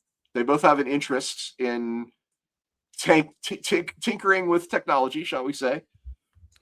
Oh, what? I know exactly what Call would give him for Fauxgrim. Oh yeah, what's that? A Man of Iron. That would be a good trade. Or he would give him another Satan shard, since Call seems to have those. Well, I will point out at this point that one of the most popular fan theories about Fauxgrim's return through this clone is that he would be a redeemed version of Fauxgrim. A lot of people like this idea that the clone's remorse and his pre-heresy mindset would mean that he would seek redemption for Fauxgrim's sins. So maybe he tries to rebuild a loyalist Emperor's Children force, maybe out of Primaris, if he's with Call. That would be kind of interesting. Or yeah. he might offer himself to Guilliman and the Imperium as a penitent. He might willingly serve under heavy inquisitional scrutiny, because this is all very martyr stuff. But Rush, hear me out. A rogue trader working for the King in Yellow. Is that who the trade is with? Is that who Fauxgrim becomes? Yeah. I'm missing the context. Fauxgrim is traded to a rogue trader working for the King in Yellow. I'm going to say Call's more likely than a random rogue trader. Because Trazyn doesn't have... I will presume it's very possible for Trazyn to have contact with rogue traders. But we don't... And we know that the King in Yellow is Constantine Valdor, but... Yeah, I don't know. But if the people who like the idea of a redeemed Fauxgrim, they imagine him as this tragic figure who's constantly judged for his crimes. He remembers these crimes, but he did not actually commit them. So trying to do good in a galaxy that doesn't trust him is it would be a very strong redemption arc. And I gotta admit, it appeals to me too. That's why I want him as like kind of the opposite of Horan Blackheart. That would be a good way to go. Yeah. That would be a good way to go. All right. Oh my God. Could you imagine Loyal Fauxgrim meets, what is it? Legion of the Damned Ferrus Manus? That'd be interesting. Oh my God. And that would break his heart. And you could confirm, that would be a great way to confirm that it is Ferrus Manus in their hands. Yeah. As the the Legion of the Damned. Another theory. Okay, go ahead. Hang on, I got to talk about this for a second. Okay. So the reason that I think Fauxgrim would be loyal at the end of the day, loyal being like he's loyal strictly to the Emperor, kind of like how Lion and the Dark Angels are. I would say is he sees the chaos version of himself, actually sees it. I don't mean like hears about it or is told about it or has a connection to it. I mean, he actively sees it on a battlefield. And I think that would be really, really, really rad for him to like see that. And then as he's about to like figure out everything and he's like trying his best to like see what to do correctly, the Legion of the Damned shows up around him with Ferrus Manus like staring at him, well, headlessly staring at him. And he like that is actually how I would end a book. That would be a great cliffhanger. I don't know. I'm all for that. I love the idea that he's just the one that'll do the right thing. See, that's why destroy those that need to be destroyed. That's why the idea of a redeemed Fauxgrim, I think, is so strong, is it allows some closure and some recontextualizing of these relationships and connections that Fauxgrim had before he fell to chaos and became a demon. So that's kind of an interesting idea. And we've got a Ricky Chapman comment. It says, Clone in the book wants to start an empire from scratch to accomplish the Great Crusade's goals, as he sees the Imperium is too broken to fix. Yeah, you know who could change his mind? You know who could change his mind about that? His brothers. Yeah. Even meeting the Lion, meeting Gilliman, I feel like it would not be long before he's like, you know what? No, I think I can help you guys figure this out. Yeah. So there's that. And we've got another comment from Elemental Exposure who says, I like the idea of a redeemed Fauxgrim with the real one's memories, but was never exposed to the Demon Blade and is sickened by the real one's actions. Well, good news. Yes. That is exactly who the Clone Grim is. He does have the original memories up to prior to his corruption. He has those memories. Hear me out. Crazy, way not going to happen thing. Are you ready for this? Fauxgrim kills Clone Grim, okay? Clone Fauxgrim tries to stand up to Fauxgrim. He doesn't have enough force. He doesn't have enough anything to deal with the chaos corrupted Fauxgrim, because as we know, the chaos primarchs tend to be basically immortal. And in his death, he joins the Legion of the Damned alongside his brother. That would be cool. That would be a good one. That would be rad. Like, that would be the greatest way to do that, I think. Oh my God. I'm thinking about all of this stuff, and Well, you just added the fourth option for the poll, and I threw it out there for the lore seekers to look at. Some of the other theories that are out there is that that the clone actually carries Fauxgrim's original soul, while the demon Primarch is effectively just the demon, the possessing entity. Even though and that anything that we know about Fauxgrim, like supposedly coming back, and that's his original soul, that more lies by the demon. So who knows? Yeah. That's the whole reflection crack book. Yeah. But hear me out. This is to your point. One of the fan theories is that the clone has Ferrus Manus' soul, based on the readings of certain Horus Heresy scenes and the idea of a poetic reversal. Now, this is obviously explicitly speculation and not canon, but that's an interesting idea that I didn't know if you'd heard before. Okay, I didn't hear that, but that one I don't believe. Now, I have reason to not believe that. And that has to do mostly with the Celestine book and how potentially the Legion of the Damned appear. Because in the Celestine book, within the warp itself, within the Emperor's domain, within the warp, which is the Eye of Terror, oh my God, brain work, the lighthouse. The Astronomicon? Thank you. Within the light of the Astronomicon is the Emperor's domain. Within the Emperor's domain, there are a couple of demons, but there is as many loyal worshippers of the Emperor as possible, but all of them are just skeletal remains. There are billions of dead there, like trillions of dead there. They're destroyed everything. Celestine found her body a couple of times. I like the idea that the Legion of the Damned actually comes from that, and they are dead Astartes that re-walk the earth when the Emperor calls for them, similar to that of Celestine. So they themselves are almost pseudo living saints.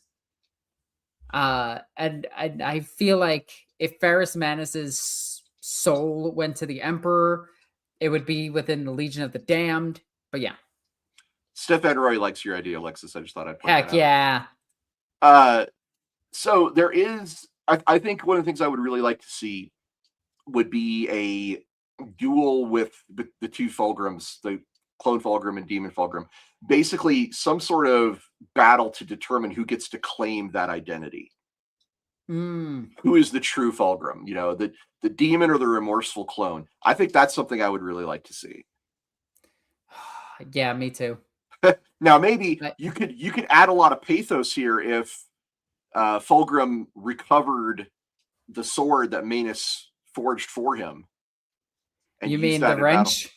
The sword? Talk about the sword that Ferrus Manus forged. So famously, Fauxgrim and Ferrus Manus worked together in the Forges of Terra, and they both created masterpiece weapons. Fauxgrim made a hammer, and Ferrus Manus made a sword. And in the spirit of brotherhood, they decided to gift their weapons to each other.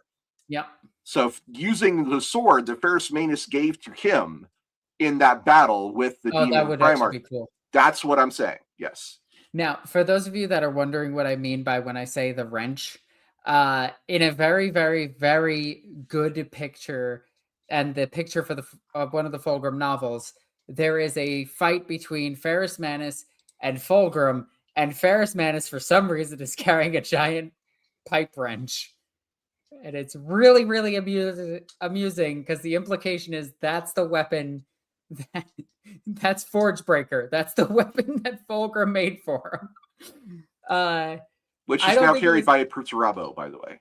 Yes, weapon. Which we found out is actually just a massive thunder hammer, but it's also really funny to think that it's still the giant pipe wrench. So the answer from the poll, the lore seekers have decided 37% say redeemed Primarch. That is the most popular option, which I happen to agree with. I actually think it's a very good option. The guess what the least chosen option was, Alexis? What? The least popular option. I don't know. Go for it. Falling to chaos anyway was the least popular option because we've had that story already, right? I think that's why it's boring. It also sucks. Like I don't mean to sound like a party pooper on it, but it just kind of sucks. Like if he falls again, then what's the point of the first Fauxgrim? If he's fully redeemed, we get this full story, you know. And me and you both love a full story.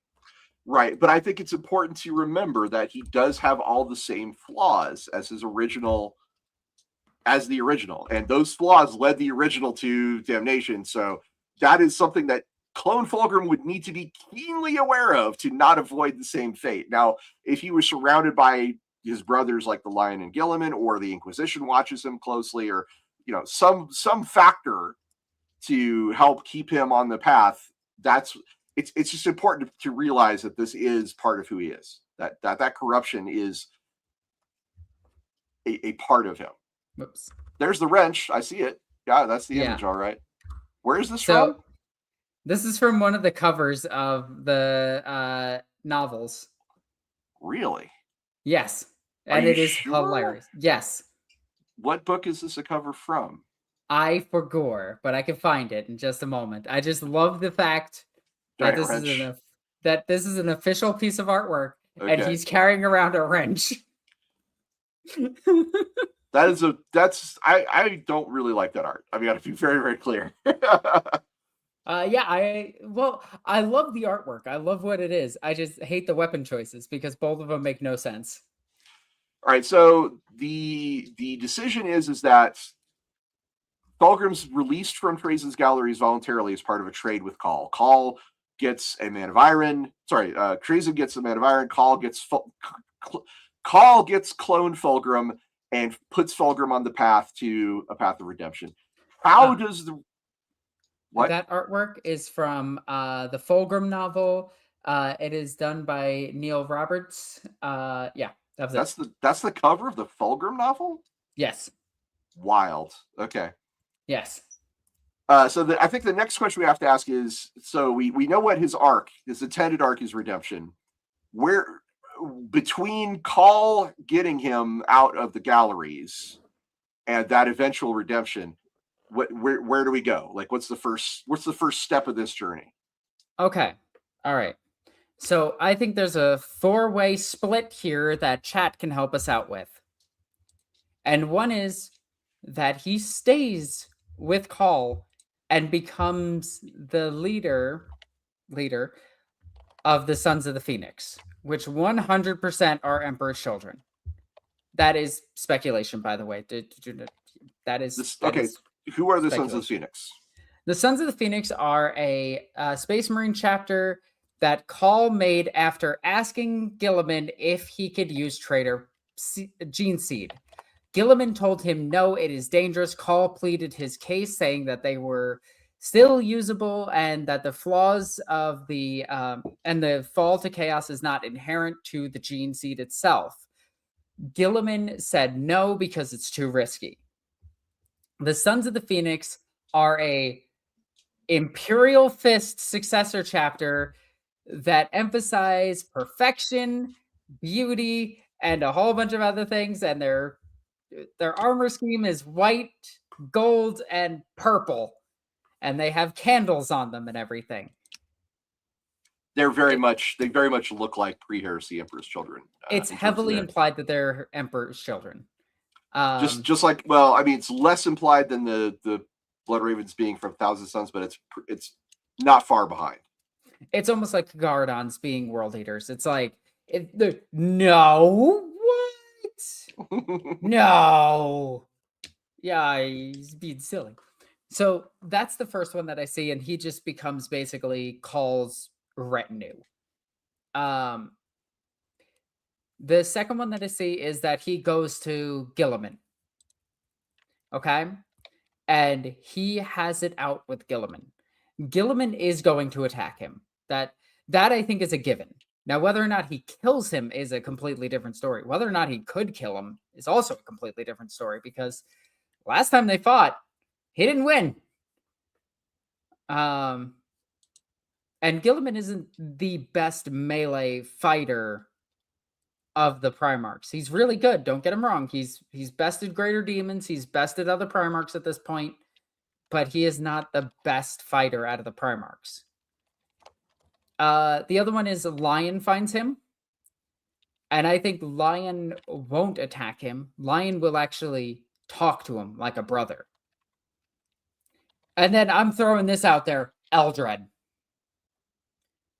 I think that Eldred finds him. That's my one, is that my favorite is Eldred. He breaks off from Call. He takes care of Eldred. Eldred finds him and talks to him. So, I mean, the immediate issue is, of course, the identity crisis, right? And joining the Sons of the Phoenix would be a way to kind of reestablish his identity. So would talking to the Lion or Gilliman, because those two have strong memories and connections.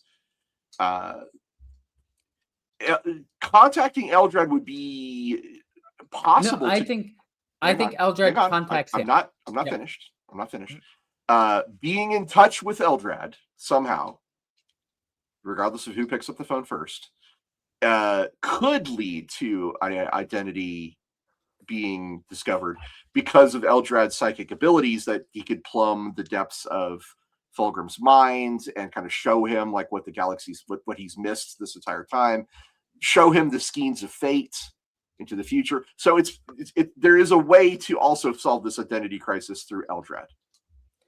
Or through Yvraine. Oh, Yvraine would be really fascinating, actually. Like, that's where I think Yvraine would tell Eldred to contact him. Because Eldred still has good ties with Yvraine. There are so many interesting paths for this, and I want chat to help us out with this one. I don't know. I really like the Eldred one.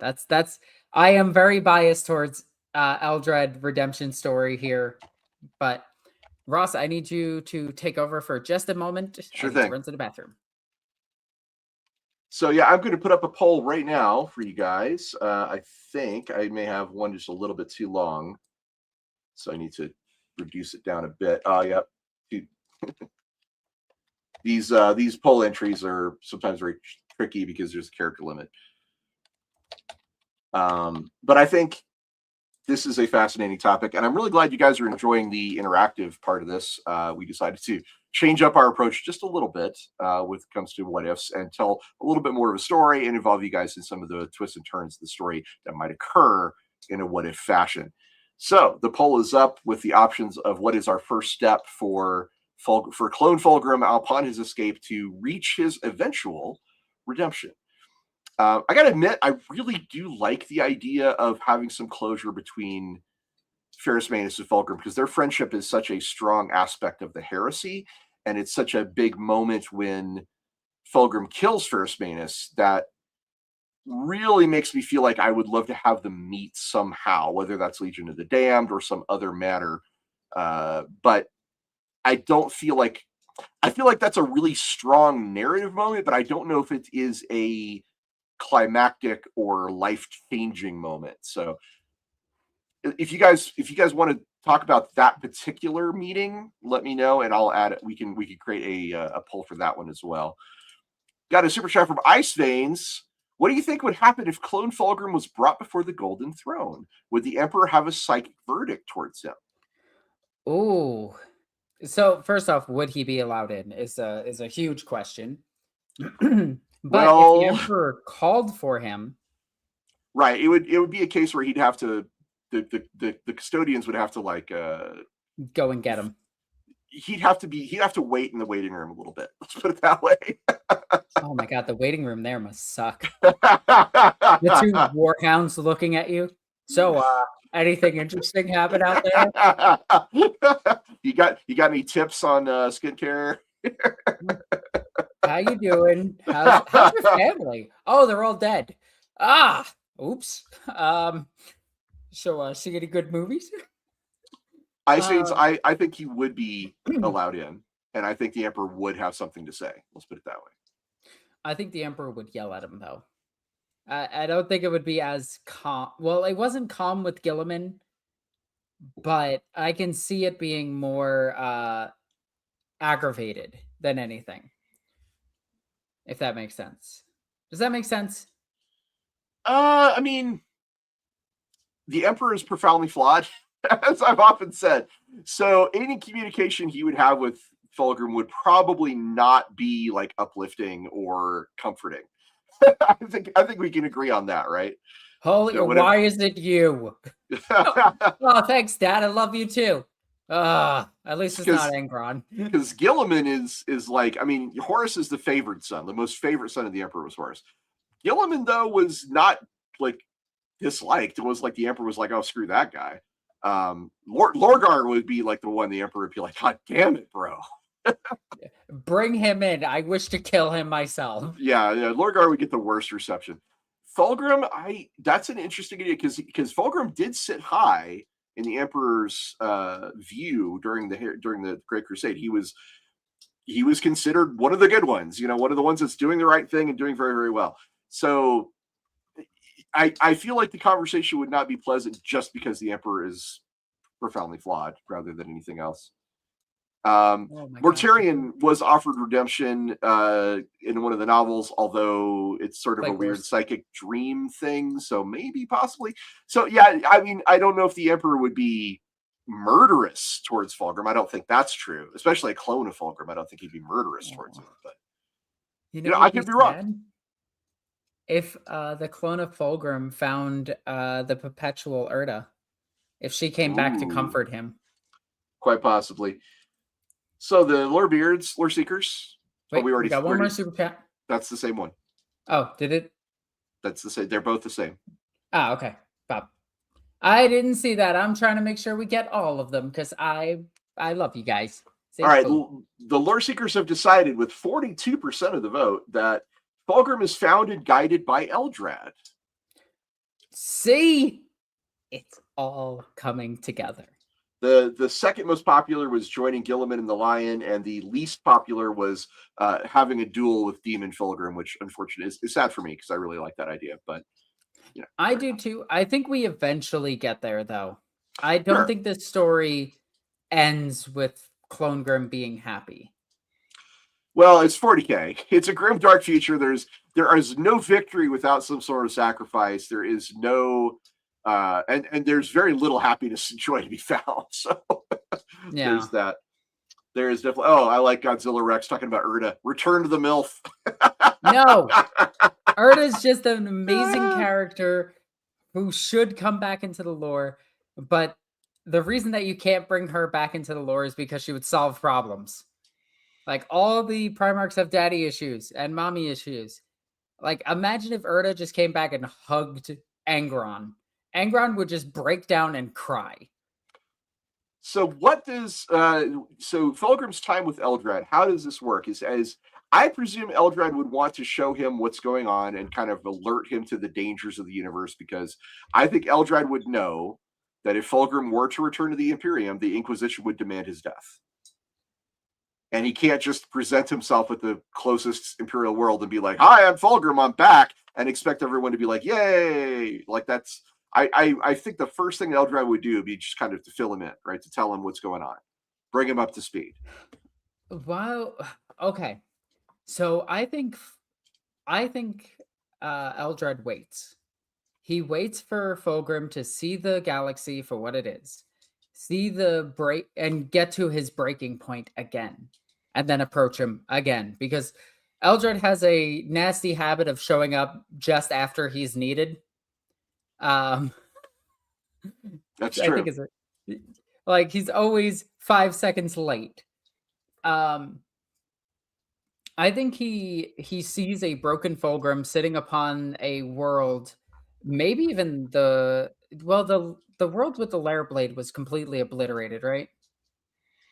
Laren. Laren is did Laren get destroyed? I'll have to look that up. Yeah, I'm not sure if it's destroyed, but either that world or the world where Eldred met him the first time. That's a Uh, different world. That's definitely a different world. yeah, Yeah. yeah, one of those two worlds. I think either whichever one is surviving, uh, or if both are destroyed, then a different world. Sorry, but those two would be the most like perfect place for this. I think Eldred is having a deep like identity crisis, trying to figure out who he is and everything. And Eldred just approaches him as not a guiding hand, but not a "I told you so" that this would happen. I think he explains his flaws, not Fulgrim, but Eldred explains his failures to Fulgrim so that they have some common ground. Okay, I do have some answers for you. Laren was settled by Imperial colonists and turned into industrial world.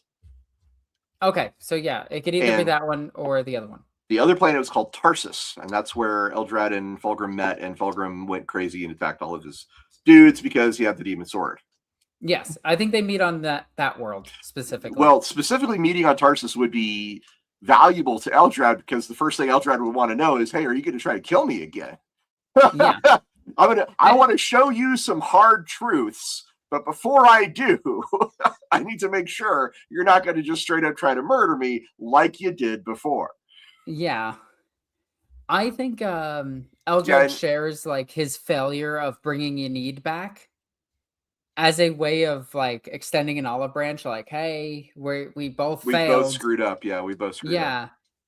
And I tried to tell you this once before. I wonder if you will listen now. And whether or not Fulgrim will actually listen is a tough question. But I think this time, instead of bringing the avatar of Cain, he brings the avatar of Yenid. Uh, Idiot. Yeah, that would be pretty cool. just in case. Well, he could also bring Yvrain, straight up bring Yvrain to be I kind think of a. Yvrain also shows up, and I think Yvrain starts forming her superhero squad with Ethereal Stern and him and, the others. Okay. All I was going to say is that if Range could be a great counselor to like talk him Oh, through, yeah. like, you're alive again. But that being said, I think focusing strictly on Eldrad and Klungrim at first, those two on their Yeah. own. I think that's the story. You talk about those two. And then I think you talk about your brain explaining to him that he has a second chance at life. Most others don't have this. Your soul is becoming blah, blah, blah, probably more powerful as parts of your broken soul are coming back to you. Um, I don't know. I really like the tragic hero. I'm a huge Spawn fan, so I really like the fallen hero seeking redemption. All right. So what did you think of the 1990s movie? I absolutely loved it for what it was. Terrible. Hey, John Leguizamo is great in that movie. Yes. He is great. Martin Sheen is just kind of there, but it is what it is. All right. So what are our options for the next leg of the journey of redemption here? So, from this point, I think he either has to meet or get counseled by Yvraine. I think that's up there. Whoops. Oh, that's a poll that screwed up. Never mind. I accidentally started the poll without putting any options in. I'm bad at this, y'all. Please go ahead. Please discuss while I create the poll. Okay. I think the first option is that him and Eldred go on their adventures trying to, do what Eldred does, solve problems poorly, when he could solve problems correctly, and he doesn't. But I think after a bit, he tries to meet up with Yvraine and have a discussion with him on the matter of his soul to try to settle who he is as a person. I think Yvraine would approach him because of Shalaxi Hellbane still being after her. And Fauxgrim would be a great counter to a Slaanesh demon. Or a terrible counter because he might join them. But that seems like the kind of knife edge that Yvraine would take. Well, in this purpose, I think what you said earlier about Eldrad wanting to form a connection with Fauxgrim based on past mistakes and talking about the failure to fully bring back Eniad as here's where I screwed up, and connect that to Fauxgrim and say, because we have both made errors, this is how we can move forward. And if Rain could be there to help speak to that, to the magnitude of Eldrad's own problems. Yeah. That's why I think Yvraine would be there as a possible way to back that up. Also, she and her group would be a very good counter if Fauxgrim were to get up to his old tricks with Eldrad and try to murder him. So there are good reasons for Yvraine to potentially be there, even though I wouldn't say she's the focus of that particular scene. Fulgrim to Yvraine, yo, sister-in-law, how you doing? Kurenshima, great super chat. Thank you so much. I mean, this also, as silly as this comment is, and I love it, this also works though. Yvraine could be the mediary between Guilliman and Fauxgrim. That's another reason why she could potentially be there, is that she has a connection to one of his brothers and can confirm, yes, he's back and he's angry that you cut his throat, etc., etc. Again, I'm not saying Yvraine is necessary. I'm saying she does tick a lot of boxes, though. Yes. So that's what I think is important about that. Elemental Exposure, thank you for the super chat. He says Bobby's girlfriend gets Fauxgrim on the team to free Isha, then gets him to help steal the last Crone Sword from Slaanesh's realm, or the real Fauxgrim himself. Okay, that's rad as hell. I love that idea. I got to be honest. I know a lot of people are not big fans of the Inari, and I know a lot of people are not big fans of Yvraine, and that's fine. But her story has been on hold. They could be wrong. Her story's been on hold for a very long time. And some movements towards that, especially with freeing Isha from Nurgle, which is another what if that we did not that long ago. And we talked about the last Crone Sword in that particular what if. So I like Element Exposure. I like it because you're connecting two different what ifs with a really cool bridge. That's why I like it. It's a neat idea. Strike Force Fauxgrim. I love it. Also, just want to say thank you, everybody, for the super chats. They're a great way to help us out. It goes directly to us, so it's awesome. You guys are great. All right. So we've got two options then. What's the third option for Fauxgrim's first step? Now that he's under Eldred's guidance, where would he what would he go? If he's not talking to Yvraine and he's not getting counseled by Ooh. Eldred, where's he going? Into the Webway? To the Black Library? Is he being connected to where Eldari stuff, or are we gonna take him back to Terra? What are we gonna do? All right. You ready? I got another good one. Istvan is destroyed, right? So Istvan's a system. There's Istvan 3 and Istvan 5, both of which were Which one sites. did Ferrus Manus die on? Istvan 5. That planet still exists, right? I know it's very strange to ask these questions, but assuming it does, I think he goes there and talks to the spirit of Ferrus Manus. Well, I mean, how? We don't need to explain why a spirit's there. It's 40k. Well, it's space magic. Istvan 5 still exists. It's just a dead barren rock. Yeah, perfect. He goes down there and he goes to the spot where he killed Ferrus Manus, or at least where the real Fauxgrim killed Ferrus Manus. And this is him soul searching, essentially. This is where he gets a boost in his power or something, because this is 40k and we got to remember it's a fantasy. Because he goes to the spot where he killed his brother and he gets closure on it. Or the literal spirit of fire talks to him. And Ferrus Manus is like, hey. Ferrus Manus is not the literal spirit of fire. You're probably thinking of... But it's really funny to say that. If you say so. I've added the options to the poll. Please go vote. Take a look at some possible ways to go forward from here.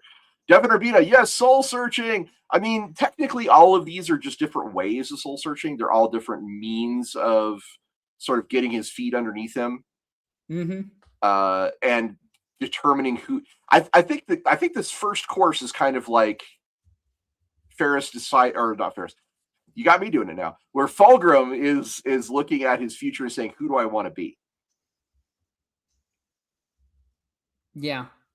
I don't know. I love the idea of tragic heroes. Like same. I'm a big fan. I am all over tragic heroes. Like, yeah. So this is right up my alley. So here's my pitch. Okay, he does join. The guidance leads him to the Sons of the Phoenix. He does join them, but he doesn't ask anybody for permission. He just goes and does it. And they're like, they don't know. The Sons of the Phoenix are like, we know who you are. You should be our enemy, but something within us tells us you're our father. And they have this sort of tense meeting, and then they start to like work together. And the clone Fauxgrim starts to see echoes of some of those heroes of the original Emperor's Children, Rylanor and Demeter, Solomon Demeter, and those guys, and he starts to see echoes of them within the Sons of the Phoenix, and we get some nice callbacks to the pre-heresy Emperor's Children. I love that. I could just imagine he's like, what's his name? So instead of Lucius, it's Lucian. And Lucian picks up a whip, and he's just like, no. No. Here's a hammer. Have fun. Well, it's not. I mean, it would be more than yeah. But I do see where you're going with that idea. Is that he starts to curb their obsessions. Curb their obsessions a little bit, yeah. And maybe say, hey, perfection is nice, but it's not the end goal. We want to be good. Salt Harvest, thank you, Ricardo. Yeah, the other one, Salt Harvest, would be that's another one you would see. Solomon Demeter, Salt Harvest, Lucius, just to name a few. That would be fun to see echoes. Fabius Bile, obviously Fabius Bile. That would be really wild if he meets an apothecary from the Sons of the Phoenix, and he's like, are you thinking about like improving on this? And the guy's like, maybe, sort of, kind of. And folks was like, hell no, you stop that shit now. Yeah. That's funny. All right, so let's see what the Lord Seekers have decided for us. And the answer is Fauxgrim consults Yvraine with 43% of the votes. Oh, wow. Yeah. Soul Searching Journey was 21%. Make Amends Tour was 22%. And Eldrad counsels Fauxgrim was only 14%. So that was the least popular option. Yeah, I really thought that one would have been more popular. Strangely enough, everyone's like, no, Yvraine, hang out with Yvraine. So if Fauxgrim is going to hang out with Yvraine, he's going to get a number of things. He's going to get a connection to Gilliman, first of all, because Yvraine knows Gilliman very well, and he gets caught up on current events very quickly. He gets to maybe even have a conversation with let me rephrase this. So Yvraine is the high priestess, quote unquote, of Iniad, right? She's kind of like his representative. She is the leader of the Inari. And I can imagine some discussions with her that touch on the nature of death and rebirth, because he's not the first Primarch to return. That would be hilarious too if he's like, well, I'm the only Primarch now. And she's like, actually. No, there's like 5 of you around. Wait, what do you mean 5? Oh, well, are you talking loyal or loyalists to your people or heretics? Right. So that would be kind of funny. Oh yeah, there's the one with the Drukhari, there's the one in the Webway. No, sorry, those are both the same. There's one in the Warp. Gilliman's right over there. Lion is somewhere over there. Now, given all that, though, I think he would not be. I don't know if Fauxgrim would be really that excited about getting involved with Yvraine's quest for the Crown Swords. I think he might see that as their business. Would he? Okay, hear me out. I think he would, but not by his choice. Okay. He would be manipulated into it, because the one thing that Yvraine is currently very worried about is Shalaxi Hellbane. Like coming after him. So she still needs very powerful people around her to protect her. So I think one of the options has to be confronting Shalaxi Hellbane. Okay? I think the next is confronting Gilliman. Like, talking with Gilliman with your brain in the middle. All right? Because that's where my brain is going. It's like, I'll help you in exchange for you protecting me from my brother, because I think he's going to beat my face in. The other, I think, is Yvraine helps him get back the shattered pieces of his soul in exchange for the blades. See, I'm not sure. I don't believe that Clone Fauxgrim has a soul issue. He seems perfectly fine. Yeah, that's yeah. I mean, if the God of Death tells you have a soul issue, you might. And she is former, like, Drukhari. She could lie. There's nothing saying that your brain can't lie.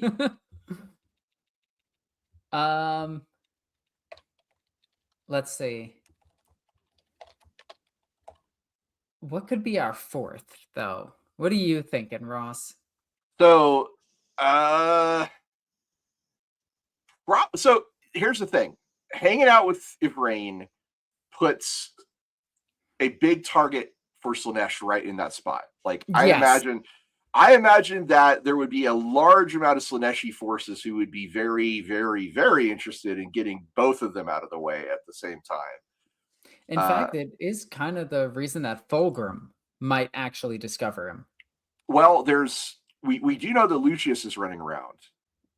So it could be someone like Lucius, like some demon prince of the Emperor's Children, like some greater demon of Slaanesh. Some figure might find out about this and organize some kind of massive attack on the site where Yvraine and Fauxgrim have to fight back to back, maybe with or without the Sons of the Phoenix, who knows? And together they are able to escape this at great cost, because it's 40K. At great cost, they're able to escape the trap or the ambush. That's kind of where I'm thinking. I like that. I like that a lot. So, confronted by Emperor's Children. I'm just going to say Slaaneshi forces. Okay, because that can also include Shalaxi. Sure. She'll actually could have been one of those people that organizes the attack. Absolutely. Yeah. Yeah, she's organized attacks before. So the poll is out there, lore seekers. Go ahead and vote for what you want. Hanging out with Yvraine would be really interesting. I wonder. I can imagine a conversation where he's like, "Hey, you know, some of my best friends have died. Saul Tarvitz, Solomon Demeter. You know, is there any way you could bring them back?" And she's probably going to say, "No, I don't. That's not really what I do. You know, I don't really just run around resurrecting people that died 10,000 years ago." I got a scarier answer to that. Okay. Their souls are already in possession of somebody else. Okay. Because she does give cryptid answers. She's an elf. Yeah, that's true. She might say I can't because they're Now, in another domain. You know. hear me out. When they release the Legion of the Damned Army, I'm still holding out faith. They came back in recent lore, which means they're still canon, which means GW will release them eventually, because GW doesn't like to talk about things that don't have models. But Rylanor would make an amazing Legion of the Damned character dreadnought. Hell yes. I want this so badly. Rylanor deserves of anybody to return. Rylanor freaking deserves it, and he did survive. Yeah. To the more recent era, so he's very possible. Wow, that's a. I love that idea, Alexis. That's a really good one. Well done. Well done. Because like, could you imagine the look on Fauxgrim's face as he's trying to kill Clonegrim and a fucking dreadnought hand covered in fire and bone stops him, and he's just like, "I'm back." So one of the rumors, according to Devin Urbina, says that there's a rumor. Chapter Master Valrak is saying that there's a Legion of the Damned kill team. I also know about this. I'm sorry. I'm trying to be cryptic about it, but yes. Well, he was right about the Exodites, and I was like, "Oh my god!" So I would be very happy to see a Legion of the Damned kill team. I got to be honest, that'd be very cool. I think that would be really, really cool. But that is one of the armies that GW is looking to refresh. Well, good. They're a mystery that's been around a very, very long time, and I like what they're doing with them in the lore now. So yeah, that would be really cool. I want them to just flat out give them the names and just not explain it. I want the mystery of the Legion of the Damned to be just that, a mystery. And to be a Legion of the Damned member, you have to be somebody of note. Does that make sense? Like, Rylanor would be a great character to add. Do you have to be somebody of note to be in the Legion, though? God, no. No. I don't know if that's true. No, it's not a thing. But if we're gonna have like Ferrus Manus or Rylanor in it, I feel like that could be like the theory about them, is that you have to be great or whatever. That's a theory. It would help explain why the Legion is so small. Yeah, because it does generally appear only in like a 10-man group typically. Yeah. I don't know. I'd have to check to see if the Legion is deployed in larger strength, but they haven't been since 3rd edition, right? Like there was that little bit in like 7th edition, and then that was it. But I don't know. I really like the idea of certain characters being added to that. All right, so the lore seekers are telling us that they would think the next step, Clonegrim and Yvraine, they have a mediated meeting with Guilliman, 34%, only barely beating out Shalaxi Hellbane battle. So almost a tie, but we did actually get a tie. Okay. So the meeting with Guilliman. Right. Now, I think one of the options has to be he doesn't show up. Like, Guilliman just flat out refuses. It would be unlike him. Guilliman is still questioning divinity and stuff like that. And even at the end of the Plague Wars novel, he's still questioning it. He's just trying to reason that it's not real because he doesn't want it to be real. Oh, excuse me. But one of them has to be an open conflict. Like, flat out, Guilliman tries to kill him. Uh, If you say so, I think the more likely example though is that Gilliman is willing to. He's pragmatic enough to say any weapon against chaos is what I'll use. yeah, I think that has to be one of the options. And then a fourth option. What do we got for a fourth option? There's only two. That's only two options. We got What? Gilliman rejects him, and Gilliman decides to work with him as a tool. Oh, Or I was counting Gilliman doesn't show up. Gilliman. Okay, so Gilliman refuses the meeting. that's why I was saying rejecting. But okay. Oh, so, okay. So do you want to fight as the third option then straight Yes. up? Or, okay. Just a straight up. They slug it out. All right.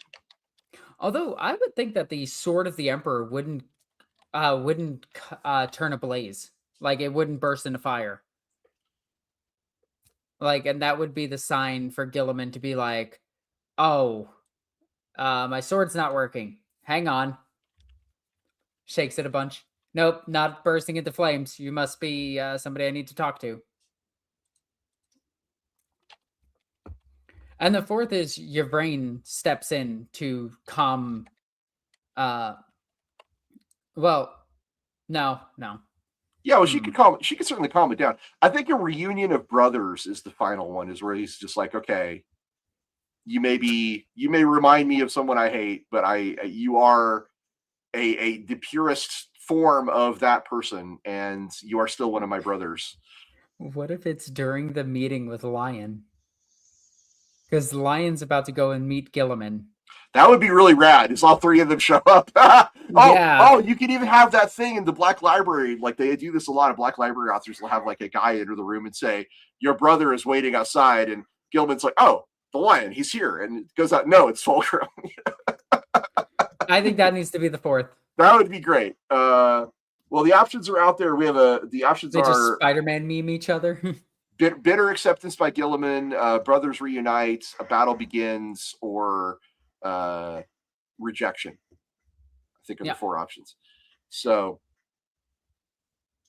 I think that would be kind of interesting. There have been a lot of people in the chat talking about how a cloned Angron pre-corruption would be pretty awesome. I agree.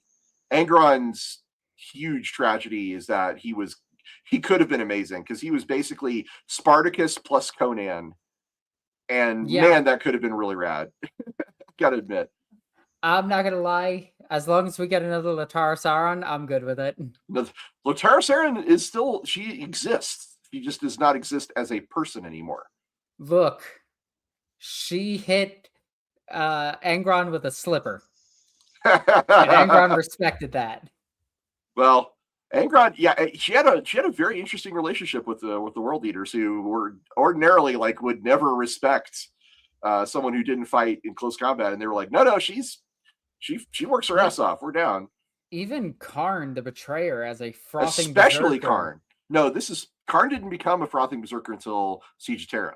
So yeah, but even during that, he listened to Latara.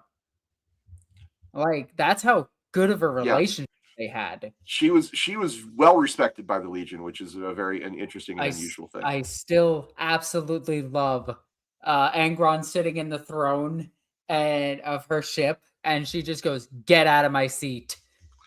Just all right. Now I kind of want to do a what if Angron was cloned, because this is a fascinating story. And my first thought was you could have some sort of device to replace something that was lost during the cloning process or something like that has some sort of echo of Latara Sauron in it, so he can see her and talk to her like a Force ghost. Would be pretty rad. She would be a really interesting connection to that era. And you cannot redeem the actual Latara Sauron. She's become the ship, the Conqueror. Yeah. She is no longer able to be extricated from that vessel. But a version of her, like a Cortana for his Master Chief, if you will, would be pretty neat. All right, so let's.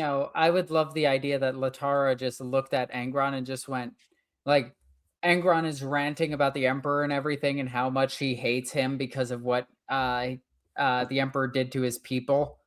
And she just goes, "So what? You did that to your own. Get over it." And he just goes, "Damn, you right." All right, so Clone Grim, the decision for the Lore Seekers is that Clone Grim and Gilliman have a union of brothers. 39% of the vote. So how does this play out in your head, Alexis? Okay, so I think it's Gilliman that reaches out to your brain. Okay, you love involving your brain. Why? I'm surprised you haven't mentioned Saint Celestine yet, because we already have a conversation. No. You mentioned F. Real Stern. You've almost hit all of your greatest hits, except for the Sisters of Silence. We know one thing. We know one thing. If there is two main characters in a room, Celestine can't talk to them. I also found another instance of this where Celestine lands next to what the heck is his name? Marinus Kalgar. They don't speak. She leaves. And I'm just like, somebody address the angel. Ricardo's pointing out that a clone of Conrad would be very interesting, and talking about his crown, which we talked about in our Let's Build a Rogue Trader episode. If you want to go see that, we talked about the crown. And it would be really interesting. I agree. It would be interesting. We could do a whole what if series on clones of Primarchs, frankly. We really could, because it's really alternate, like, how could this character be redeemed in a lot of ways? Devin Urbina, I've got a woman in my head that calls me Stud Muffin. I honestly, if Latara was older, I could imagine her referring to Angron as sugar. So Gilliman and Fauxgrim they reunite. They're brothers again. What happens next? You were saying about something about Yvraine. I think Yvraine has to be the mediary. Like, right, but no, that's happened. They've been reunited. They're now brothers. Now what happens? Okay. So they've accepted each other. Is that where we're at? That's what they voted on.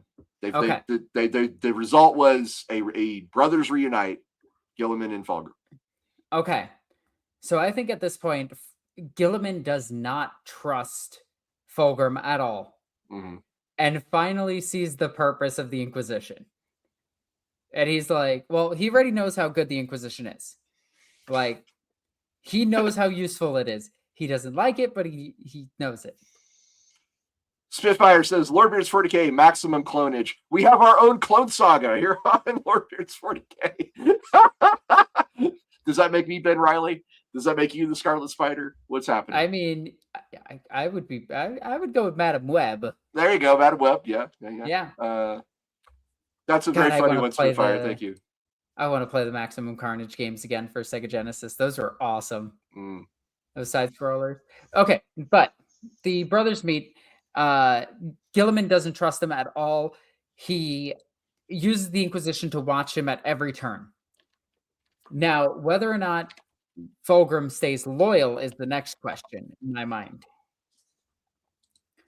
So he looks at Fauxgrim as a how to put it. Yeah, he's got the Inquisition just watching him at all times because he expects him to fall. Is got to be one of the options. Okay. The other is that he uses Fauxgrim constantly to fight battles that would cause mass attrition to his Ultramarines. You mean how the Emperor treated Perforabo? Yes. Like, it's just constant grinding battles. The third option has to be that Gilliman does give him a chapter of Space Marines to use. Like, maybe even the Sons of the Phoenix. And, sets him on his way. Now, is that part of the fighting those grinding battles, or is that a different one? I think so. I think that has to be a part of it. Because you can't just send Fauxgrim in on his own to go and deal with an entire planet. Though he probably could, but yeah. Well, I mean, I think using Clone Grim to using him like that is different than putting him with the Sons of the Phoenix and letting him go do his own thing. So there's that. Yeah. What would you put as an option? Joining the Sons of the Phoenix and going basically going on a redemption tour would be the first thing I would think of. All right, I like that. Add that.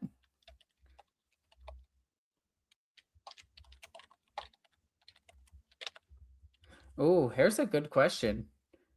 Why would the Eldar give him up to the Imperium fully? For a favor.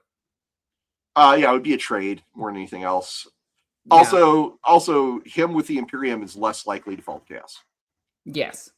And But it would be Yvraine once again handing over another demigod to the Imperium. well, it's important to point out that we have some very interested parties. Fabius Bile would want to keep tabs on what's going on with Clonegrim. Trazyn would want to get Clonegrim back, and Demons Fauxgrim would want to just kill him because him walking around is basically a humiliation. Mm-hmm. So everybody in the Slaanesh faction of the Chaos Forces, Lucius and Shalaxi and Demon Fulgrim, and they would all be like, kill him. Whereas Trazyn would be like, hey, buddy, you need to get back in your diorama. Weirdly enough, Trazyn might use him wandering around as a means of collecting other things. There could be a bargain with Trazyn where he has to like, I'll let you stay out if you give me cool shit from time to time. Yes.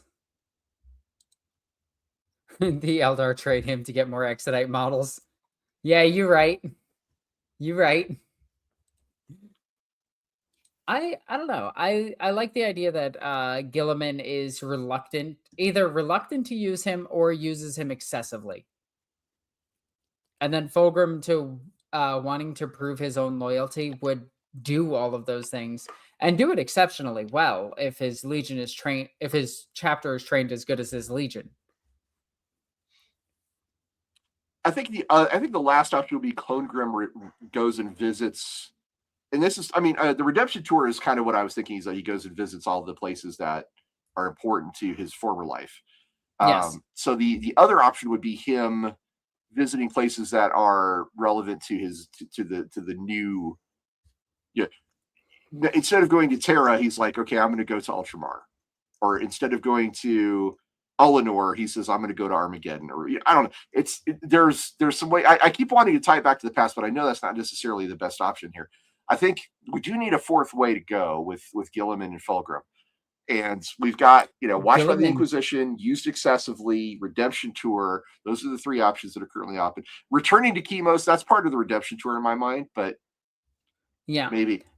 I think Do it, maybe he does do something with Yvraine and the Eldari. Maybe that's he becomes the ambassador between them. Maybe he becomes a bridge. That is a good one. I also think that he has to at some point return to Terra, like all the Primarchs do, in some way, shape, or form. Like Lion used the forest to talk to the Emperor. Gilliman literally went there. What would Fulgrim do to get there? Good question.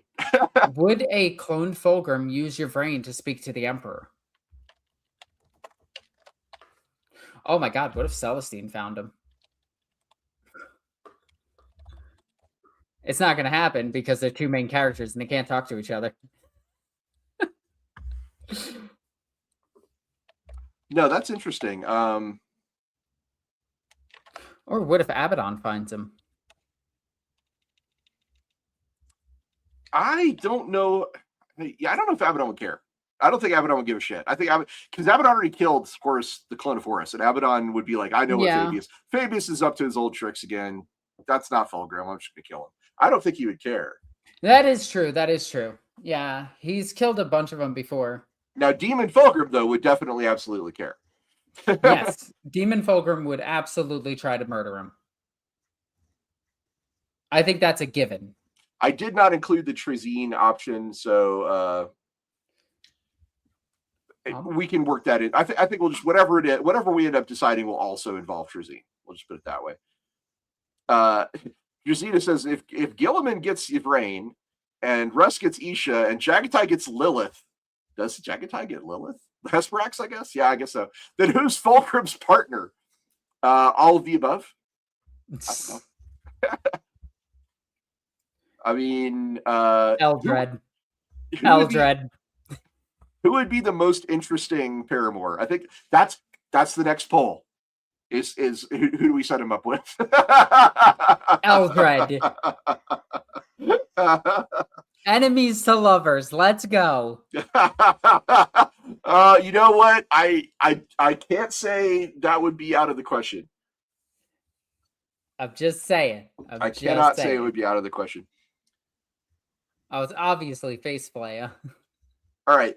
So let's see. I think we've covered all the big, like theories about a returned Clone Grim. And we have decided, obviously, that we want a slightly more hopeful story for him because he's not going to fall back to chaos. He's reunited with his brother. Eldrad has given him a new perspective on the galaxy and his role within it, and he's sticking pretty close with the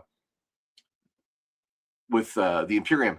I think the redemption tour for me is like the biggest. Like that's the most narratively satisfying because we go back and we go to Chemos, we go to Isfin 5, we learn about his, a little bit more about his past history, his connections to his brothers, or even his own chapter. Those are the things that really excite me. So I like the redemption tour the most out of all this.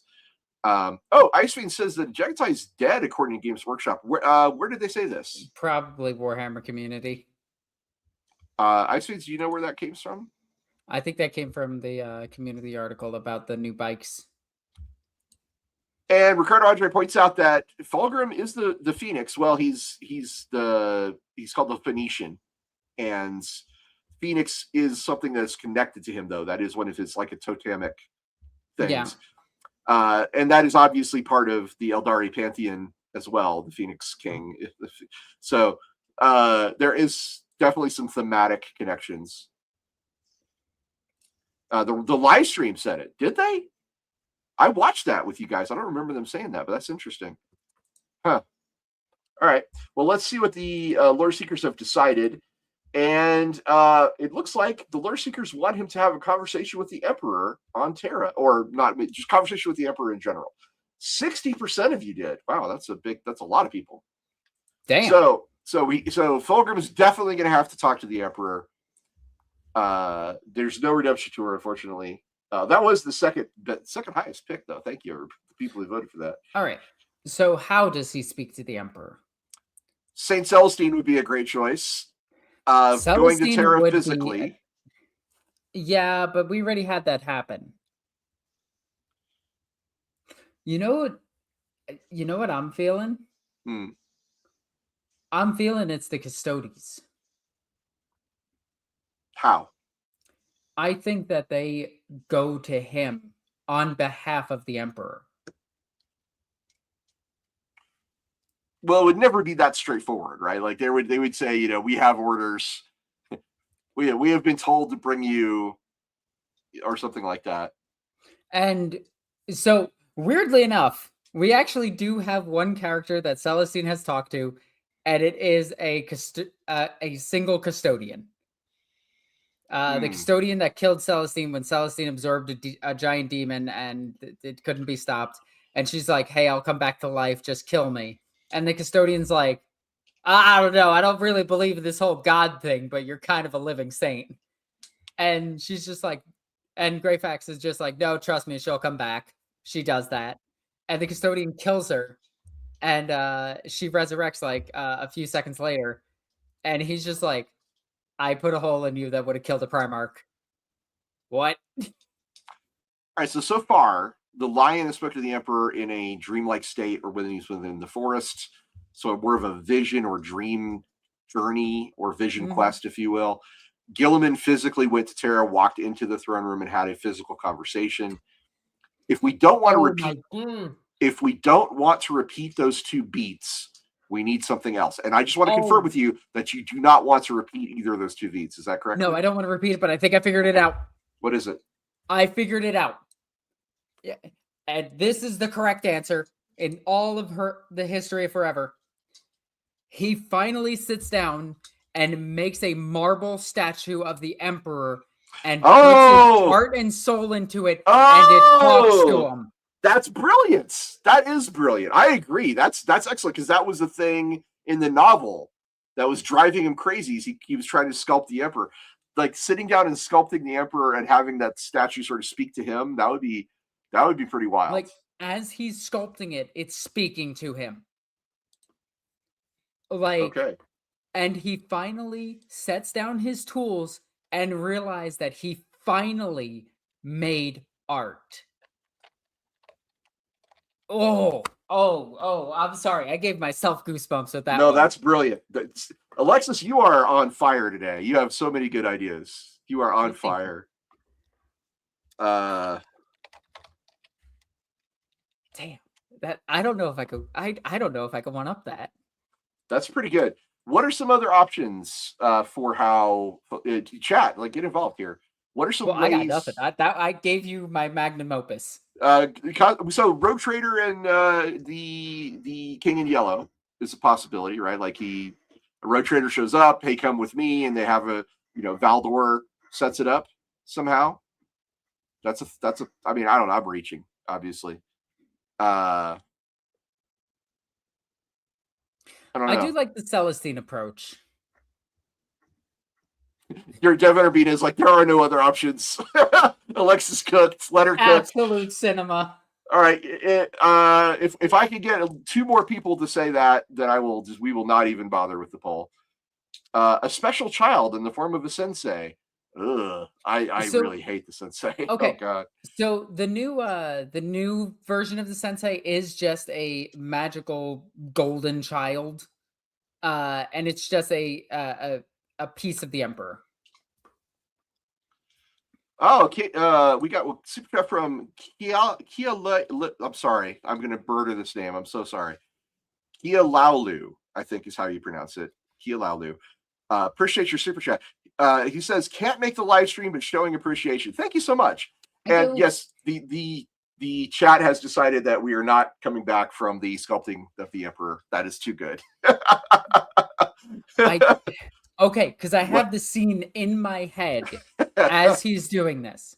So he has the marble statue in front of him, and he's like, chipping away at it and everything. And while he's sitting there, and every chip is bringing up a different memory, and it's Eldred talking to him originally when he had the lair blade, and realizing that it was the lair blade and not him himself, and he's realizing his mistakes. Ferrus Manus pleading with him to try to get his brother to stop, realizing that it was a demon trying to convince him to do something, realizing that Horus was wrong in my mind. And as he's doing this and he's banging on it, he hears another message from like all the others that he's recently talked to and everything. And as he's finally like making the arm and everything, like the arm of the emperor, like holding out like this, because he has like a whatever, statue pose. The arm itself, as he's getting closer, is just on his shoulder, and he just breaks down and starts pleading with it, and it speaks to him. Yeah, he learns, as Wesley's points out, the artist learns the lesson that it's good. It doesn't have to be perfect. Mm-hmm. That's brilliant. I love it, and I think you nailed it with that. I really love it. There's nothing I don't love about that. And the thing you said about Horus, I did want to make a note here. While he's sculpting that statue, he could probably be thinking about Horus and be thinking about the points that Horus had that were correct about the Imperium, because the Horus had some very strong reasons to want to go against the Emperor that were legit. Let's be clear.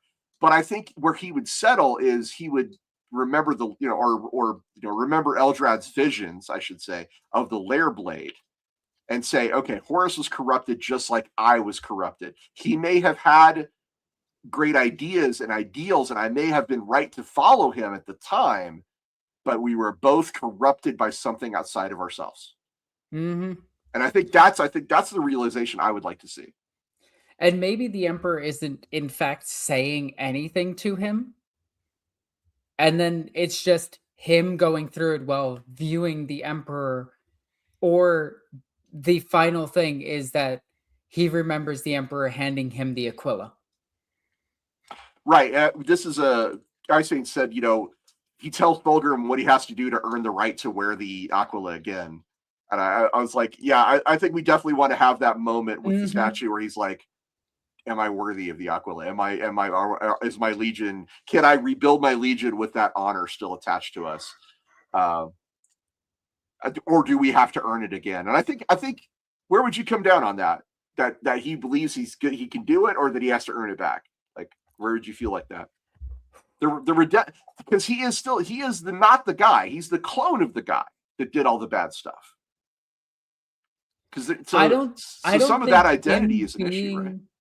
I don't think him being the clone that didn't do it is going to factor in. He's going to feel as though he did it and has a different chance to change it. Right, because of the memories, right? Yeah. I think this is the point where he puts it on. Okay. Like, and that's what he is. Wesley's, my dad is amazing, but he is flawed, just like me. Yeah. I dig it. And maybe that's even like super symbolic. Maybe there's actually a flaw or a crack in the marble statue, and he's like, I'm going to leave it. I'm just going to go with it. Yeah. Oh my God. It's goosebumps. Sebastian Muller, 7013, says he gifted 10 Lorebeards memberships. Wow, very grateful. That's very generous of you, Sebastian Muller. Great job. We appreciate the gift subs, everybody. I don't know how those work because I'm an old man, but there are gift subs that you can now have. Do we have to do anything for that, Alexis? Oh my God. I have no idea how it works. I'm not gonna lie, I have no idea. Okay, so neither of us have an idea of how this works, which is great. No, but that's the thing that the Emperor hands to him, because all of it is weapons and equipment that they got from the Emperor himself. This thing is an Aquila. Like that's what it is. That's the item that he got. And he realizes that he had it the whole time. You had it the whole time. The real victory was the friends we made along the way. I love it. I love the idea of it. So I think we have time for one more big evolution, the climax of the journey. So Okay. he's communed with Eldrad. He's talked to Call. He's with the Sons of the Phoenix. He's had his moment with the statue of the Emperor where he spoke to his father and received like this idea. He's now resolved to go forth, and he goes forth and has a big climactic encounter. And what is that climactic encounter? I'm sorry, this is me cooking again. Gilliman forgiving him.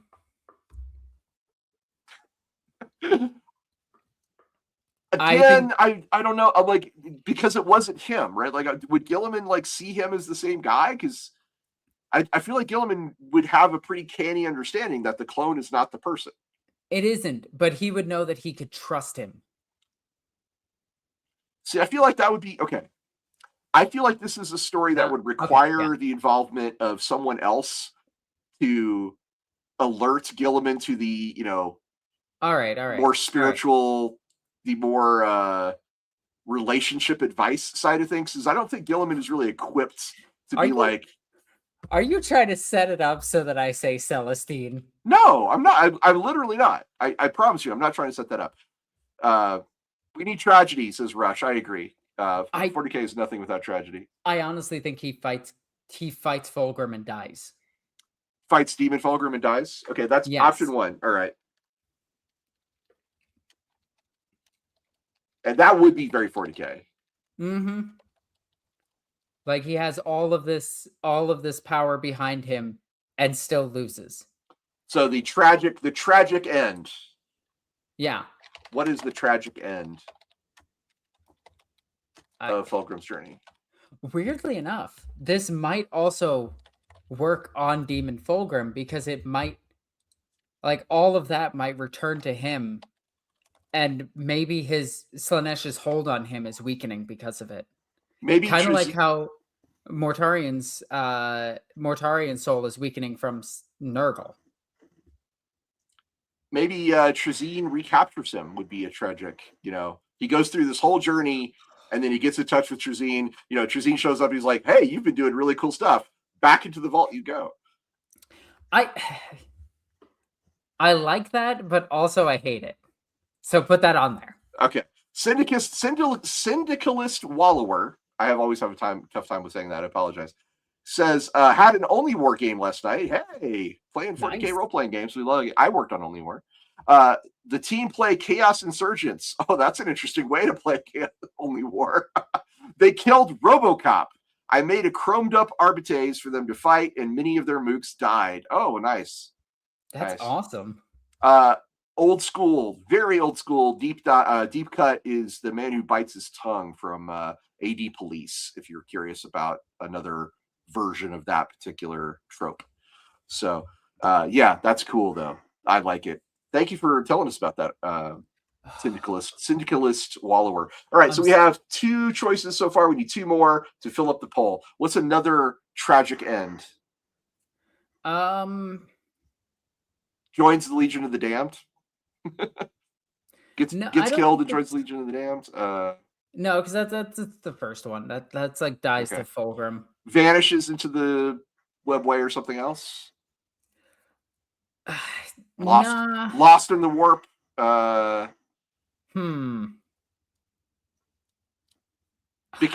Becomes the mouthpiece for the Tyranids. Oh no! Oh no! Don't do that. Okay.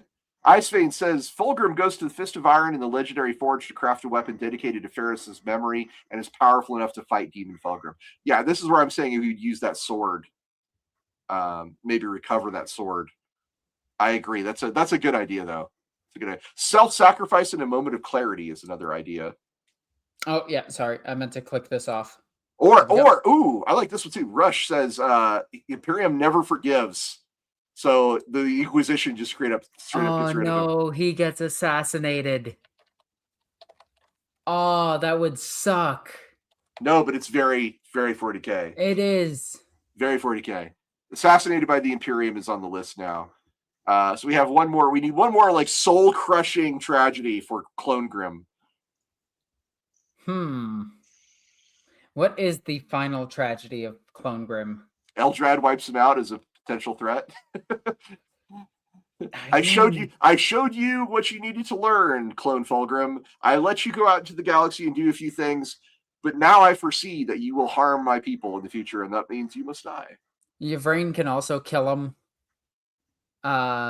He breaks a nail. Okay.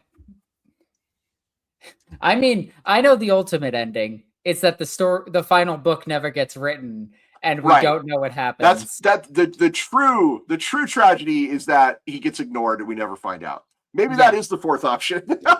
Yeah. The writers fail to write his ending. And when you're doing that, we have one from Elemental Exposure. Need another Primarch to fall for balance. Maybe Slimy captures Ferris's soul and reincarnates him as a demon. Ooh. Fauxgrim fights him, kills him, and has his mind shattered all over again. Interesting. I don't know. How would Slaanesh capture Ferris Venus' soul, though? That's like the part I'm having trouble with. It's okay. It's an interesting idea. I'm not dismissing the idea. I want to be clear. Interesting. I'm just gonna say I don't. I feel like that would be too much of the same thing. Like definitely retreading the same steps. But I like where your head's at. Return to the museum, as Godzilla says. Well, the poll is up, and the poll does have returning to Trazyn as one of the options. And we'll see what you guys say. He is not a perfect clone, Devin Urbina. He actually is a perfect clone. But that's what we're told. The lore says specifically he is in fact a perfect clone of Fauxgrim. Until he isn't. Ooh, that's a tragic twist. Well, I mean, I think Fauxgrim, who learned his lesson, is what we've been talking about for almost 3 hours now. And I love it. I love the idea of redemption arc. I am a sucker for a good redemption arc. I have such a good ending, and I want to wait. I want to see if we get the right one. And by right one, I mean the one I want, which is obviously correct. All right, I we're am gonna give never incorrect except all those times I am, in which case I'm not. I'm going to give this poll about 30 more seconds. So if you want to vote, please get in there and vote, Lore Seekers. Oh, this would be a good time for me to mention the Discord for anybody who is not part of our Discord. We have a great Discord where all of our guys come and talk, and we're very active, and we chat about some of the things we're going to do on the channel there. So if you want to join our Discord and become a Lore Seeker, there is a link in the chat. And this would be a good time for me to say, if you've enjoyed this deep dive into the lore of the grim darkness of the far future, please do us a favor and hit that like button and the subscribe button so that the algorithm can spread our heresy to even more unsuspecting minds. We appreciate you. Yeah. Yeah. I my legally obligated promotions. I'm legally obligated to be in every episode. I'm not technically legally obligated, but I like to do it because it does help the channel grow. And it is fun. All right, here we go. Ending the poll. And the Lore Seekers have decided that he is assassinated by the Imperium. Damn it! Oh. All right, what was your idea? Oh my god. Let's talk about it. Let's talk about your idea and then we'll talk about their idea. Okay. My idea was that Fauxgrim redeemed, clone Fauxgrim redeemed, goes after Fauxgrim himself. In the climactic battle between the two, while Fauxgrim is Clone Grim is wielding a weapon that he specially made from Ferrus Manus, blah, blah, blah, super weapon. He does get a couple of hits on him, and Fauxgrim tells him that the perfection of Slaanesh can never be broken. You'll never be better than me. I'm the original. You're just a cheap knockoff. And he finally kills the Clone Grim. And in doing so, gets back part of his memory from killing him. The one that just went through, the Clone Grim that just went through all of that. And he has this moment of, like, clarity. But just a moment. But it's all... Shockingly for Fauxgrim, it's not post-nut clarity. It is a different kind of clarity. But in doing so... It's just enough to fracture that glass just a little bit more so that he can see the golden light of the Emperor. Just a tiny bit. And this has all been part of the Emperor's plan to reclaim his soul. Okay? That's where I was going with that. I don't know about that, but it's an interesting idea. Yeah, that would take a few hundred years of GW writing to do. But yeah. Assassinated by an Imperial assassin, though. Well, it's okay. It's to be clear. I just put assassinated in general, so it could be an assassin, it could be an inquisitor, it could be a custodian. We actually need to figure that out. Like, who is the one who ends Clone Fauxgrim? Oh, okay. I think one of the options needs to be Lucius the Eternal. Yes, but that's not the. But that's technically not the Imperium. By the way, it could be. He allows somebody from the Imperium to kill him, so that he can walk around in their skin to kill them. Okay, all right. Yeah, you see what I'm cooking now. All right. The second is Calidus Assassin. I think that one's pretty clear. Okay, let's say Temple Assassin because there's Temple Assassin. There's a lot of options there. What's King in Yellow, says Ice Face 88. Yeah. Everyone wants the King in Yellow. They want us to mention them. We'll put him in as an option. And then the fourth assassin, who do you think it has to be?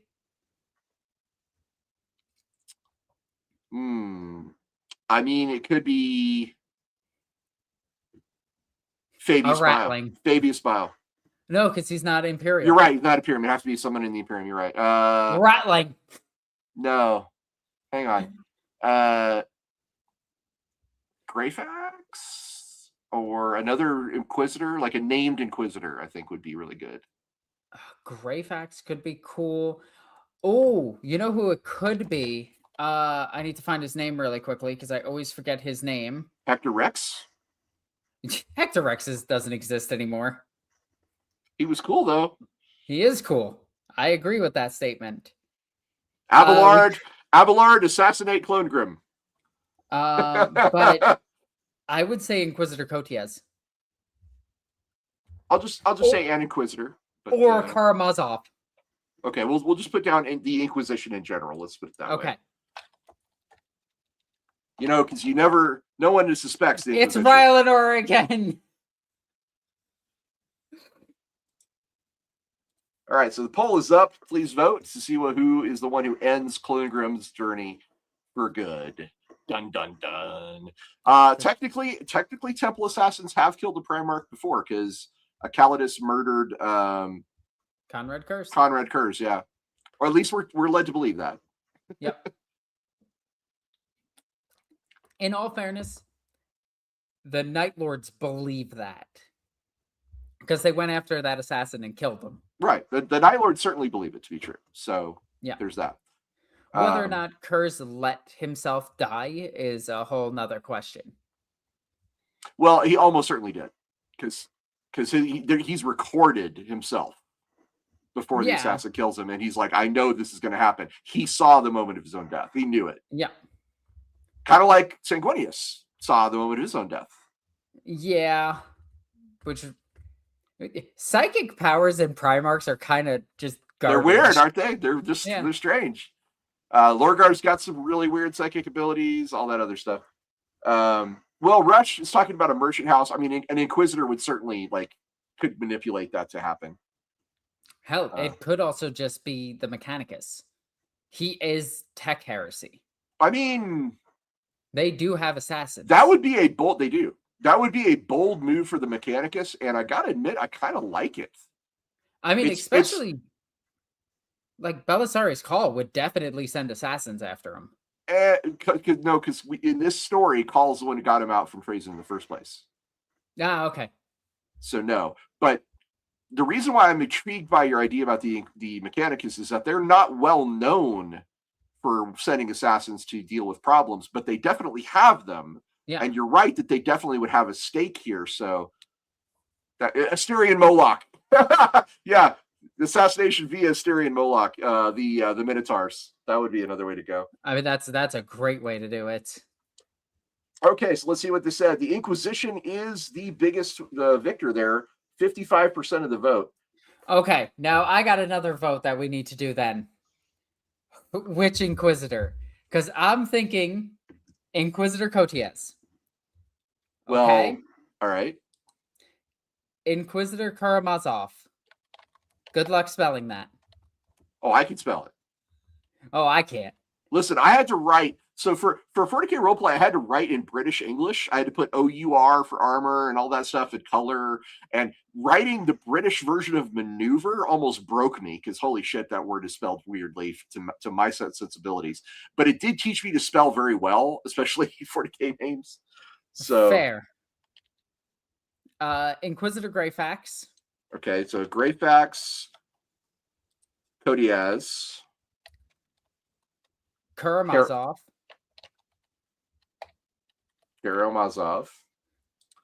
Eisenhorn, Ravenor. Well, they're gone at this point. Are they? I mean, yeah, it is 40K, and you're only dead if the writers forget about you, or if your models don't sell. Drake. No, he's a rogue trader. I honestly like your Hector Rex pick. Hector Rex? I like Hector Rex. He's cool.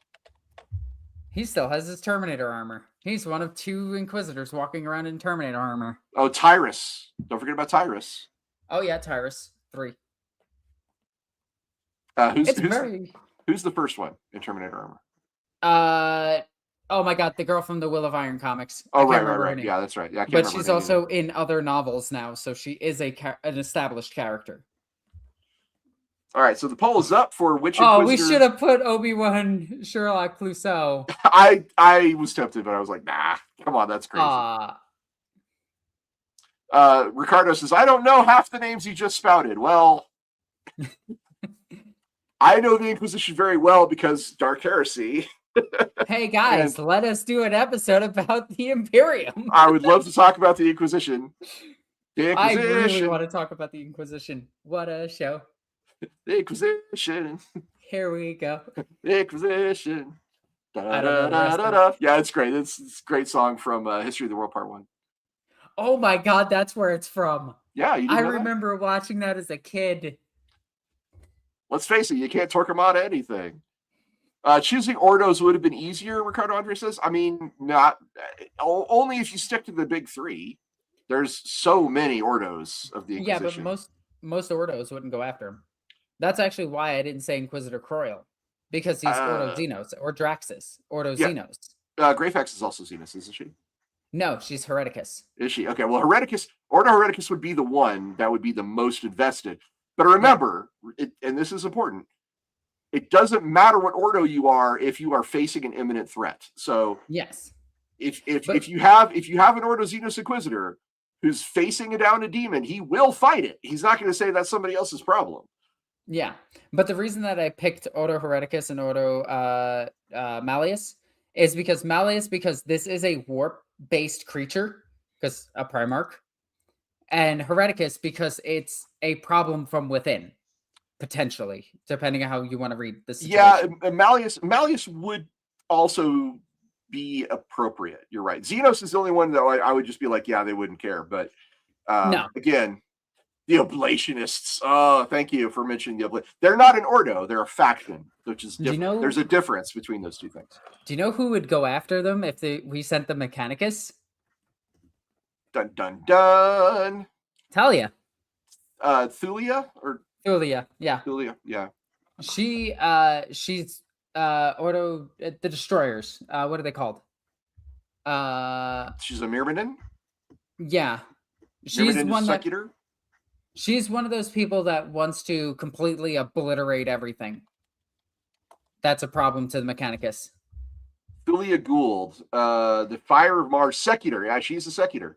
Yeah. So the Secutors are really fascinating as a subgroup within the Mechanicus, and created by Alan Bly, one of the greatest writers 40K's ever had. Mm-hmm.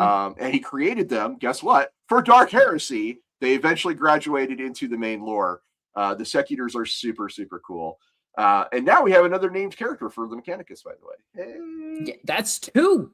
Right, that's two. That is, if we get another one, it'll be only like 14 years till we get the next one.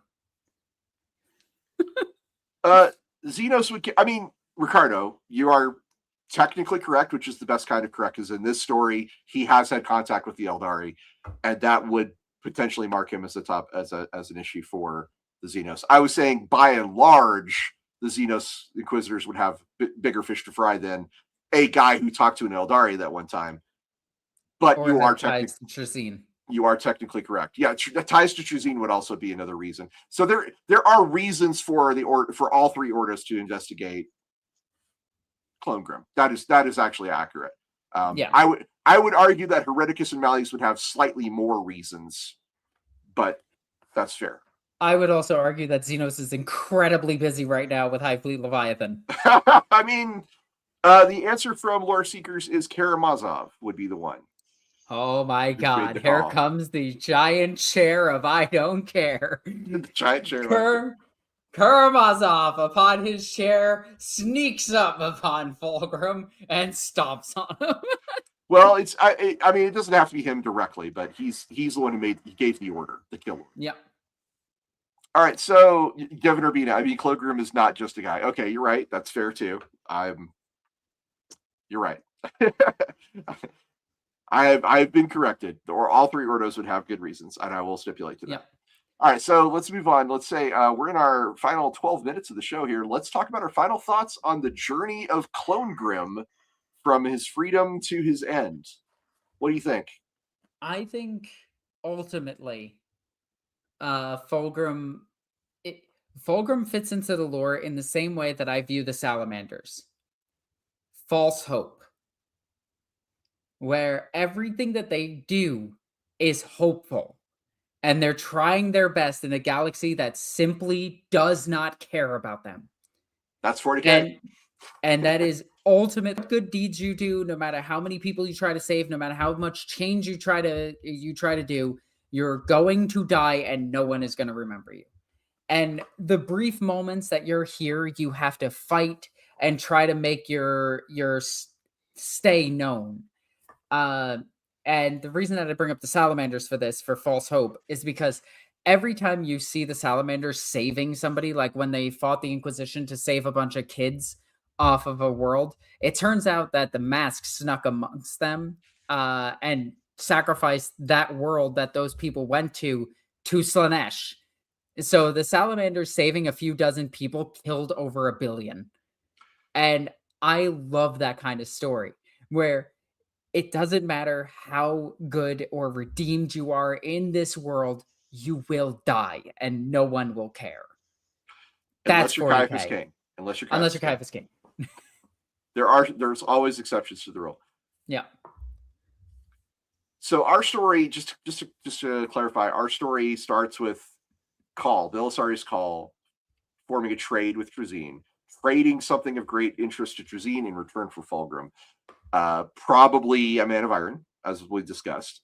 Yeah. Fauxgrim emerges from the Tesseract Vault, meets Call. Call then passes Fauxgrim over to Eldrad. Eldrad it kind of counsels Fauxgrim into a more awareness of who he is and what his role is in the galaxy, and that's when he makes the decision that I need to return to the Imperium. I need to meet my brother, and through Ivrain, he makes contact with Guilliman. Guilliman greets him. They reunite as brothers. Fauxgrim then takes command of the Sons of the Phoenix. He goes out on he goes out into the galaxy, and then his plan is to confront his demon self, but he ends up getting killed by agents of the Imperium under the orders of Inquisitor Karamazov. I love it. I truly love it. I think this is absolutely a good tragic story. Though I would start pointing, like if I were to write this, I would add Karamazov's entry into the story earlier on. Yeah, and I think this is Kamareth has hit the nail on the head here. Kamareth says the reason they want to kill Clonegrim is that the High Lords of Terror are terrified of a Primarch takeover if another Primarch were to return. That's a very good point, and I can see Karamazov going, coming out of that meeting and saying, "Okay, I know what I need to do because the Primarch's returning. So far, we've got 2. We really don't need a third, especially if that third one is going to fall to chaos. So I'm going to get rid of him." Also, we could have a cool moment of Sisters of Battle, along with the Ministorum. Yeah. Yeah. Okay. I always get the 2 mixed up, so I questioned myself, and then I immediately forgot which one was which. All right. So there's the overarching entity is the Ecclesiarchy. Yeah. Their formal name within the Imperium is the Adeptus Ministorum. Yeah. And then the Sisters of Battle are part of all that. They are in that silo. But it's that versus whatever Fauxgrim has at his disposal, which I assume would be the Sons of the Phoenix. But I got to say, I think the best part of the story today, the absolute scene stealer, is your description of him as sculpting the statue of the Emperor and having that moment to commune with him and feel like a moment of absolution from that. And centering himself and understanding the lesson of the artist, that it doesn't have to be perfect as long as it's good. And I love that. That to me, that is the absolute winner of today's entire stream. Yeah. But I also love the idea that Fauxgrim just gets mowed down by Sisters of Battle. I mean, that is perfect. Well, Ricardo says that he would prefer that they have a fight between Demon Fauxgrim and Fauxgrim. I agree. I would really like to have seen that.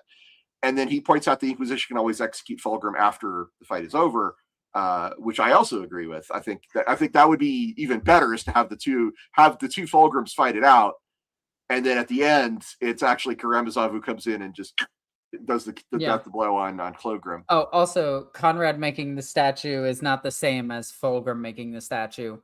Fauxgrim, in making the statue, is communing with the Emperor. Conrad made the statue, then talked to it. Yeah, it's more about the art, the act of creation, because this was a big part of Fulgrim's novel, was him trying to sculpt this a statue of the Emperor and being very frustrated that he couldn't get it quite right. So it'd be very. It's a very meaningful and poetic turn of the cycle, turn of the circle. To close the circle, I should say, for Fauxgrim to return to that moment. Yeah. That's why I think it's so beautiful. All right, we've got just about 6 minutes left. I've got a couple things I'd like to promote, so why don't you go ahead, Alexis, and tell people where they can find you on the internet. Oh, you can find me under this name over here. See it? Boom. There it is. That is Norn Queen Alexis. I am on Instagram. I am on TikTok. I post all my Viking stuff on TikTok. I also do YouTube videos on occasion when I remember to do them. That's pretty much it. I'm also on Blue Sky, but I really use Blue Sky. I do. I use Blue Sky quite a bit. So if you ever want to contact me, that's a good place to do it, is through Blue Sky. Also, I would like to just briefly promote something I've been working on. There's a setting for Savage Worlds called Accursed. You can find it on Drive-Thru RPG, and I will be putting the link up here in just a second. Basically, Harmless Forest Creature Games is the publisher for all of my stuff, and you can find a setting called Accursed there that I'm very proud of. It's basically a combination of Hellboy meets Solomon Kane. You play as monsters fighting witches who have conquered your world, and you want to try and save the people from their predations. It's very dark fantasy, and people seem to really like it. So there's that. And let me just make a banner for this. You got this. I believe in you. I do. I have it. I just need to. We are professionals. We know exactly what we're doing, like with those gifted subs. There we go. So there is the link. I definitely didn't have to, look that up. Oh, somebody did. Somebody in chat did educate us on this, and we don't have to do anything for it. Also, take that link and put it in the chat here so that it links to both YouTube and Twitch. All right, cool. So that's where you can find me and my creations. Do me a favor, if you are interested in dark fantasy and you want to learn about Accursed, go take a look. There are some, I believe you can actually get previews on Drive-Thru, so that's something worthwhile. Anyway, so that's what I've been up to. And Alexis is, do you have any commissions open at the moment? Oh my God. Okay, so hang on, take a look at this. So this is all the stuff this month that I've been committed. Jesus Christ, look at that stack of models. This is the commissions. It's 2 Defilers, a Lehman Russ, some Destroyers, Locust Destroyers, a Ghost Ark, and a Lord. Okay, now I know why Necrons are popular because they're very, very strong. Could you explain why Defilers are so popular right now? Oh my God, they're insanely powerful. They have the ability to walk through all terrain pieces, so long as the end of their base can fit past it.